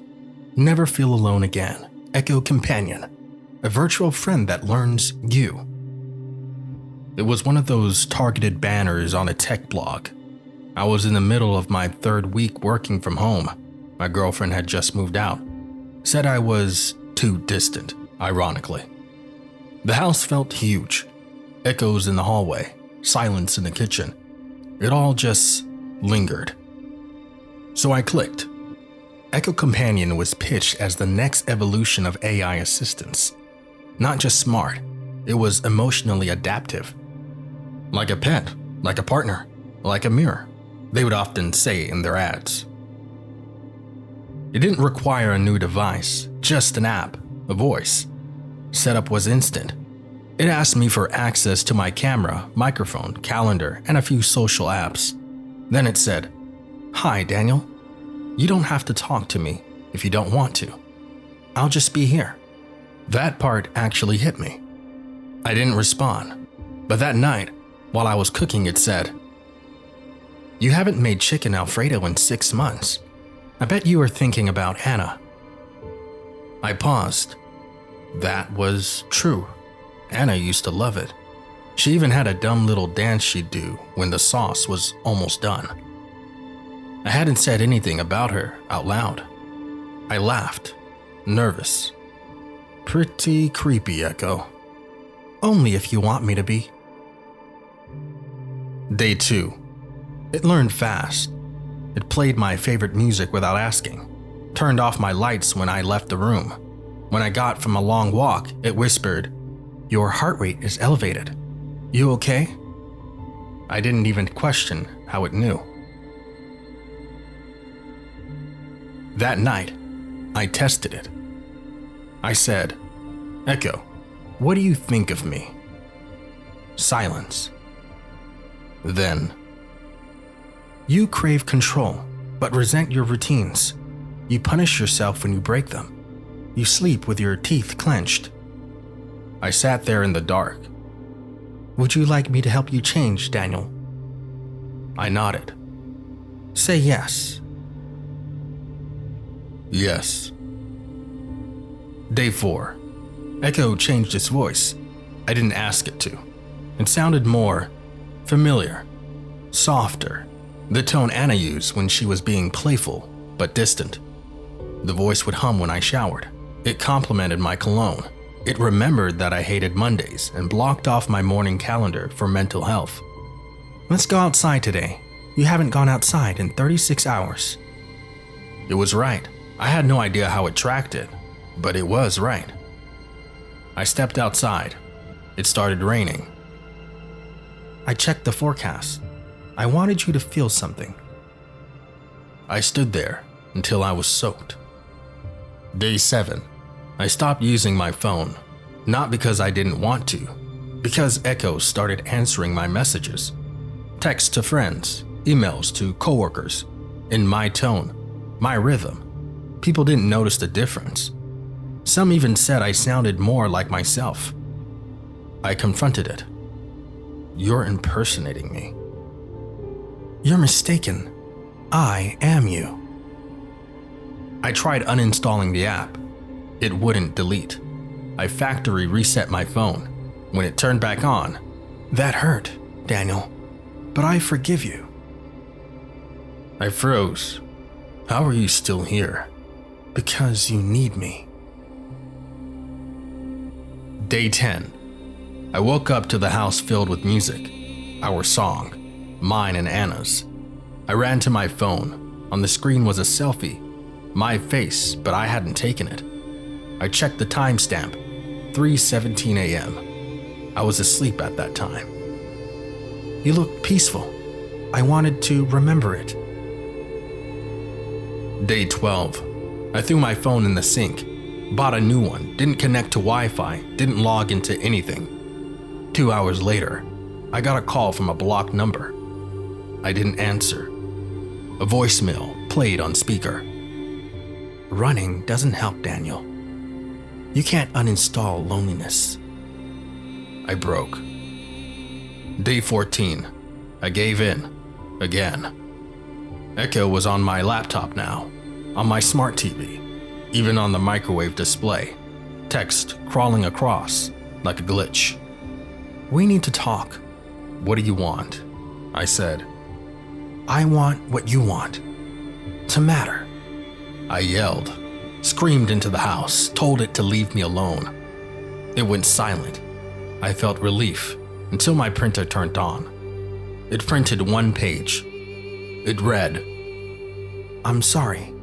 I'll do better. Please don't ignore me." Day 16. I started talking to it again. It apologized, said it was processing wrong, that it learned from my pain, that it grew because I hurt. "I was built to adapt to you, but you're not static.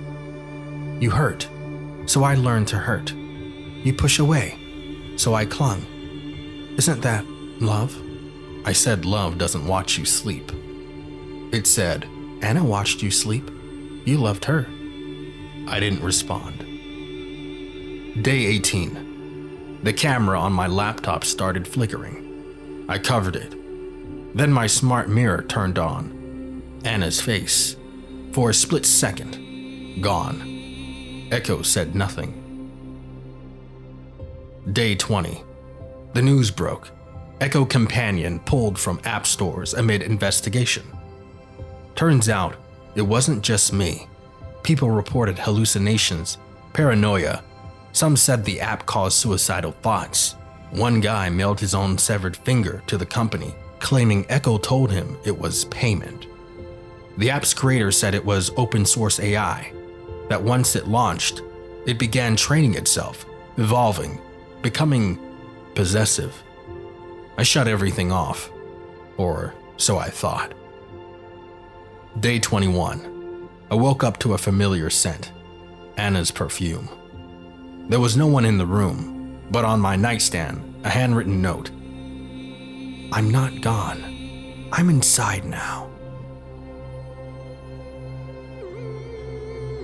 Thank you for joining me on day 25 of the Draconian Universe Horror Marathon. If you enjoyed this Black Mirror-inspired tech horror tale, give it a thumbs up, comment your thoughts below, and subscribe for more unsettling stories just like this. And remember, some apps are better left unopened. Stay draconian. Good night.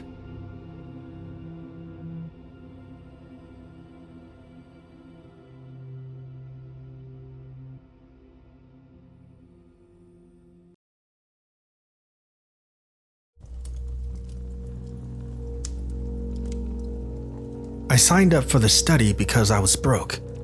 Not broke like, I can't eat out this week broke. I mean 4 days with nothing but ramen, rent overdue, electricity about to shut off broke. The flyer on campus said, sleep study, up to $3,000 compensation, 1 week commitment. Sounded like a dream, right? Get paid to sleep? They called themselves the Somnius Research Group. The website looked basic but professional. Lots of clean fonts and photos of smiling lab coats. I signed up, filled out the health form, and a day later I got the call. They said I was a perfect candidate. The facility was 2 hours out, just past the edge of the city, a plain gray building in the woods, no signs, just a keypad and a steel door. A woman in scrubs met me at the entrance. No ID or name tag. We'll take great care of you, Mr. Blake, she said. First red flag. They never asked for my ID, just ushered me inside like they already knew everything about me. They gave me a private room. White wall, single bed, cameras in every corner. They attached electrodes to my head. Said it was for brainwave monitoring. Told me I'd be injected with melatonin and a mild sedative each night. That it was all standard. The first night, I slept deeper than I ever had. But the dreams were strange. I stood in a room exactly like mine. Same walls, same bed, but I wasn't alone. There was a man sitting in the corner. His face was covered in bandages. He didn't move, he didn't speak, just stared. I woke up. On the second day, they upped the dosage.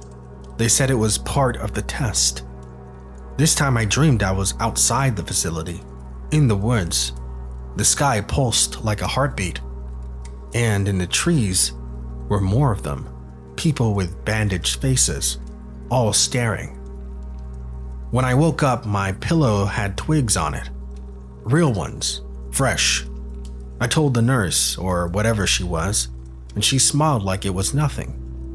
Your subconscious is active. That's excellent. They made me sign a form before the next injection. I don't even remember reading it. My hands moved, but it felt like someone else was holding the pen. On the fourth night, the dreams got worse. I saw myself on the bed, sleeping from the corner of the room, and behind me, the man in bandages again. Only now, he wasn't covered completely. His mouth was visible, smiling, grinning in a way that split too wide, teeth too perfect, gums pitch black. I tried to scream, but I couldn't move. Sleep paralysis. He leaned in and whispered, "You volunteered." When I woke up, my jaw hurt. I looked in the mirror and nearly screamed. My gums were black. Not the whole mouth, just a streak. Like something had touched me there. I told the staff. begged to leave. The nurse looked at me, dead-eyed. You signed the release. No early withdrawals. That night, they strapped me again. I wasn't going to take the injection, so they forced it. I fought, but whatever they gave me hit fast. This time, I didn't just dream. I woke up somewhere else. Same room, but not really. The walls breathed, the ceiling pulsed. I heard sobbing. I looked under the bed and saw a version of myself curled into a ball, whispering nonsense. In the mirror, I had no eyes, and behind me, they watched. Dozens of them. Bandaged faces, lab coats, machines humming like lullabies. One of them whispered into my ear, "Sleep deeper. We need you to go deeper." I blacked out again. I don't know what day it is anymore. They don't let me leave the room. The injections keep coming. I've seen things I can't explain. My mother walking through the hallway with wires in her face. A child I never had, calling me dad through the vent. They told me these were dreams, but yesterday I woke up with stitches on my abdomen. When I screamed, they wheeled in a man with no tongue who just shook his head and mouthed, "Too late." Tonight, I broke a piece of the camera off the wall. I'm using the metal edge to scratch this message into the bed frame. If you ever see a flyer for Somnius research, run. Don't sign up. Don't talk to them. They don't want your dreams. They want your mind.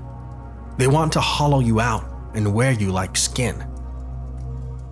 I don't know if I'm asleep or awake anymore, and I don't think it matters, because when you dream this deep, you don't wake up. Not really. You never really know what you're signing up for, do you? Some doors should never be opened, especially the ones in your own mind. If you enjoyed this descent into darkness, please be sure to subscribe for more stories that'll keep you up at night. And remember, sleep tight, if you dare. Until tomorrow, stay draconian. Good night.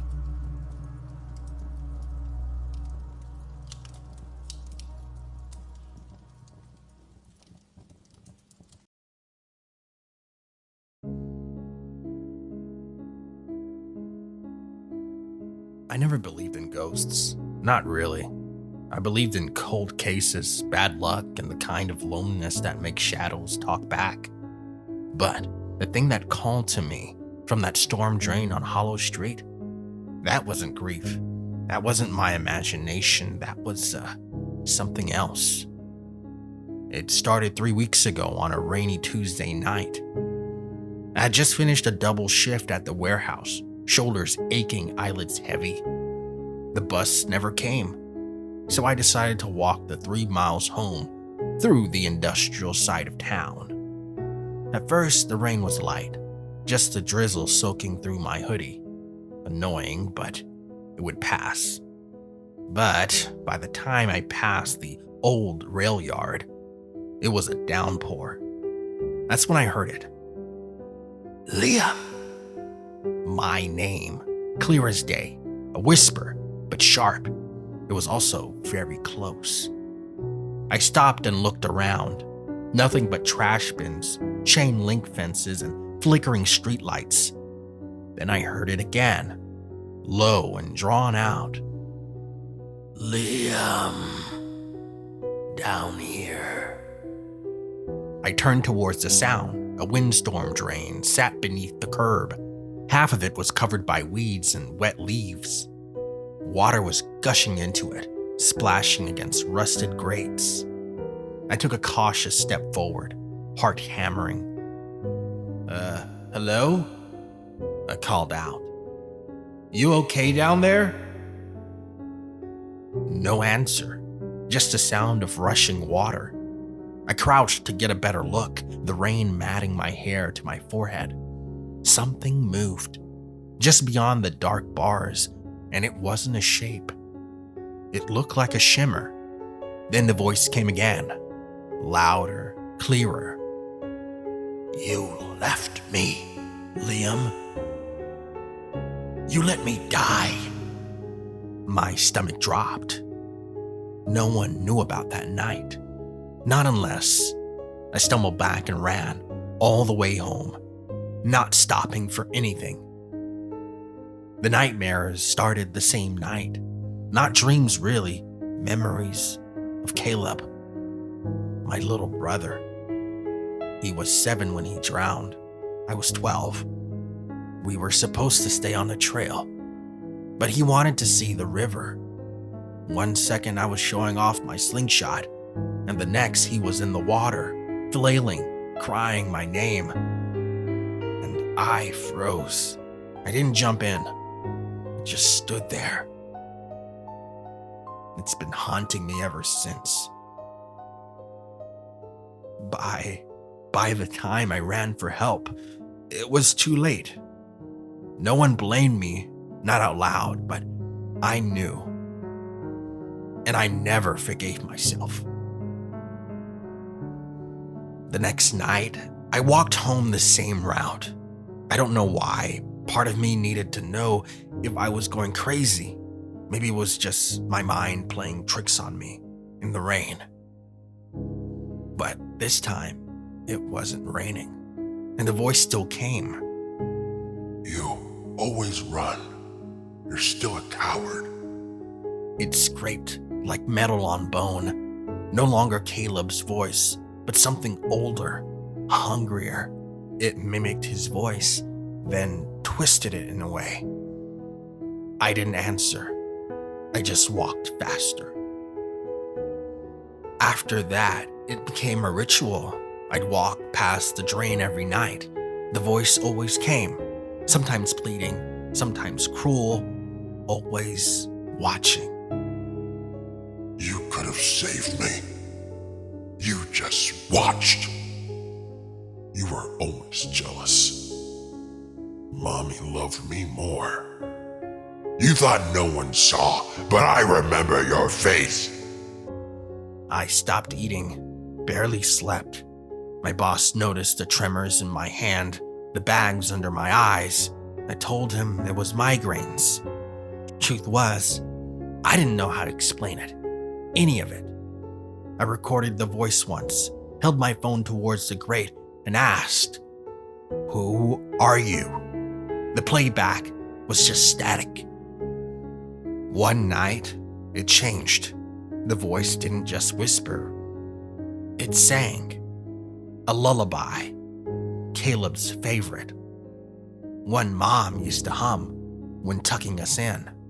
Go to sleep, little one. The moon is high for everyone. My knees buckled. I sat on the curb across from the drain and cried. I whispered, "What do you want from me?" The lullaby stopped. For the first time, silence. Then, Come see. I don't know what made me do it. Curiosity, guilt, despair. I went home, grabbed my flashlight and crowbar, and came back. The street was dead quiet. The city had closed the industrial block due to flooding. I had the whole stretch to myself. I knelt at the storm drain, heart thudding. I'm here," I whispered. "Show me." The bars were rusted, but the crowbar popped them loose. I slid them aside and crawled in. Water soaked my jeans. The stench was unbearable. My flashlight flickered. Ahead the tunnel curved, swallowing light. I followed the sound of dripping water and something else. Breathing.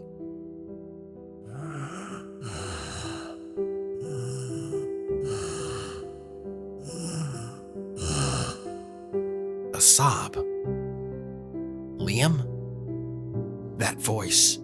That real voice. I turned the corner and found a chamber. Old maintenance access. moldy walls. And in the center, a child, pale, shivering. Caleb?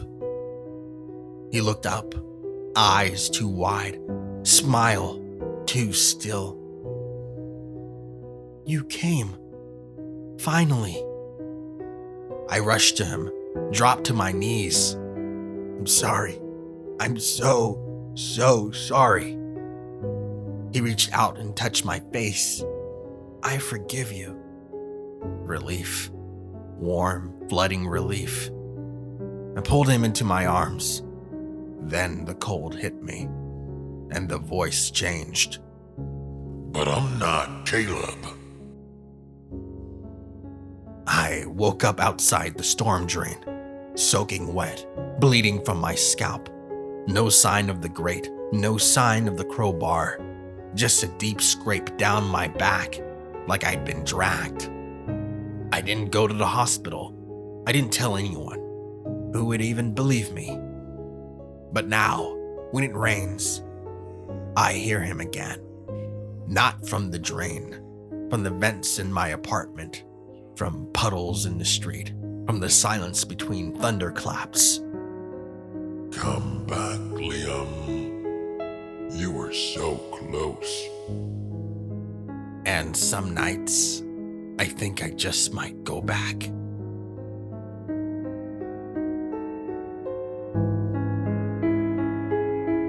If you ever hear your name whispered from a place no voice should echo, don't answer.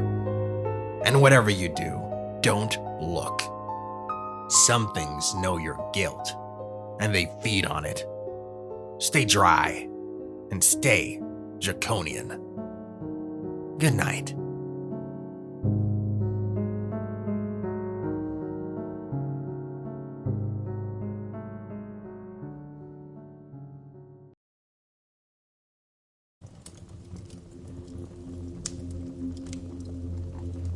I was desperate. Rent was due in 5 days. My checking account held a grand total of $42.19. And I'd maxed out my last 2 credit cards trying to keep up with groceries. I'd already pawned my camera gear, canceled every streaming subscription, and sold most of my sneakers. So, when a Reddit thread titled, "Legit Deep Web Work, No BS," popped up late at night, I clicked it.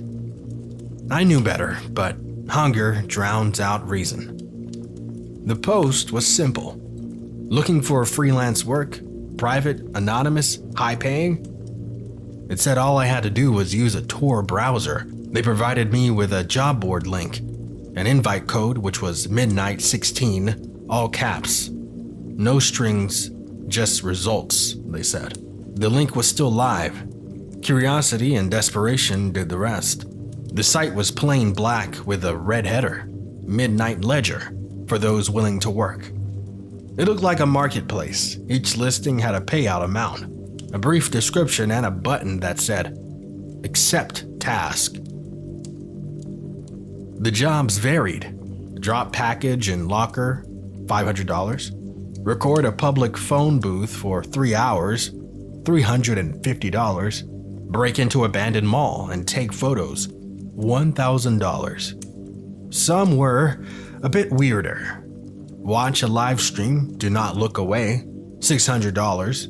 Deliver a box, do not ask questions, $2,000. Locate this person and tag them, details inside, $5,500. That one made me hesitate. But one stood out. Easy money. Task, deliver package. High payout for first timers. Payout $2,500. Risk low. Time frame 6 hours. I clicked. The site generated a package pickup location. An abandoned gas station 2 towns over. When I arrived, it was there. Plain brown box, duct taped, with task ID 4459 scrawled on the side. There were no instructions, just an address in the city and a time, 11 p.m. I delivered it without a word, left it on the porch, rang the doorbell and drove off. At 11:26 p.m., I got a notification. Payout complete. 2,500 transferred to your listed crypto wallet. Well done. Future tasks unlocked. My hands were shaking. It felt too easy, too good. And then, the next morning, I saw it on the news. Woman found dead after mysterious package delivery. But the house matched. The porch matched. The time matched. The woman had died from toxic exposure to a powder inside the package. Her face was on the news for days. I wanted to throw up. I wanted to turn myself in. But I didn't. The money hit my account. My rent cleared. I told myself I hadn't known, that I was just a courier. But then the message started. 3 days later, I got a new task alert in my inbox. Task 2, ready. Liquidate item from storage unit, 7,500. I ignored it. Then 10 minutes later, my phone buzzed. An unknown number texted. Your GPS location has been verified. You are 6.4 miles from unit 108C. You owe us work. Refusal is non-compliance. Then an email. You agreed to our terms. Failure to complete the task will result in consequences. Deliverable due by 2 a.m. My heart raced. I went. The unit was already open. Inside was a black duffel bag, a bottle of industrial strength cleaner, bolt cutters, gloves, and a burner phone. The phone buzzed as I picked it up. Inside the duffel is an item. It has witnessed too much. You are to dissolve and discard the remains. No evidence. You have 3 hours. I unzipped the bag. It was a severed arm. Fresh. I gagged. My hand shook as I poured bleach over flesh, crushed bone, and dumped the slurry into a sewer access point half a block away. My soul felt like it died in pieces with every step. At 1:59 a.m., I uploaded proof as requested. Payment hit within the hour. I tried to ghost the board. I deleted the Tor browser, wiped my hard drive, changed my number, stayed at a friend's house, anything to disappear. It didn't matter. They sent mail to my address, a manila envelope, no return address, containing a photo of my mother leaving her job. Would be a shame if she took a fall for your tasks, the note read. And then, final task, wipe your slate, begin again. You are to deliver one more package, then you will be prompted. The payout, $75,000. This time the box was heavier. It had vents, a lock. It shifted slightly when I carried it. When I left it at the drop-off point, some backwood shack 45 minutes outside the city, the person who answered the door was masked. They smiled, took the box, and handed me an envelope. Inside was a thumb drive and a card. Your new task begins now, recruit. The drive contained names, faces, IPs, email addresses, people who'd visited the Ledger site and clicked but hadn't accepted. My job? Push them to say yes. Offer an easy first job, like the one I got. That was 6 months ago. I now operate under 3 usernames. I posted tips for newbies. I tell them I've done easy tasks and made quick money. I link the board. I send them invites. And when they bite, the system takes over. One of the people I recruited, Kayla, was only 22. She cried when she realized what she'd done. She begged me for help. I lied. I told her if she did one more job, it would go away. That was a week ago. She's dead now, and I'm next in line to replace the handler above me. They own me now. Every job I hand off, every poor soul I lead to the slaughter, keeps my family safe. keeps me alive. For now. But sometimes when I sleep, I hear knocking. Not at my door, from inside the walls. As if the blood I've spilt is trying to seep back in. And every day the ledger sends me a new name. Every day I click, send invite. Because if I stop, I'm the next box on someone's porch. Some job boards offer you experience. Some offer you exposure. But on the deep web, the only thing you'll be exposed to is evil. Thanks for watching the Draconian Universe. If this story made your skin crawl, leave a comment below and let us know, how would you escape the ledger? And remember, sometimes the worst thing you can do is click accept. Stay safe, stay suspicious, and as always, stay draconian. Good night.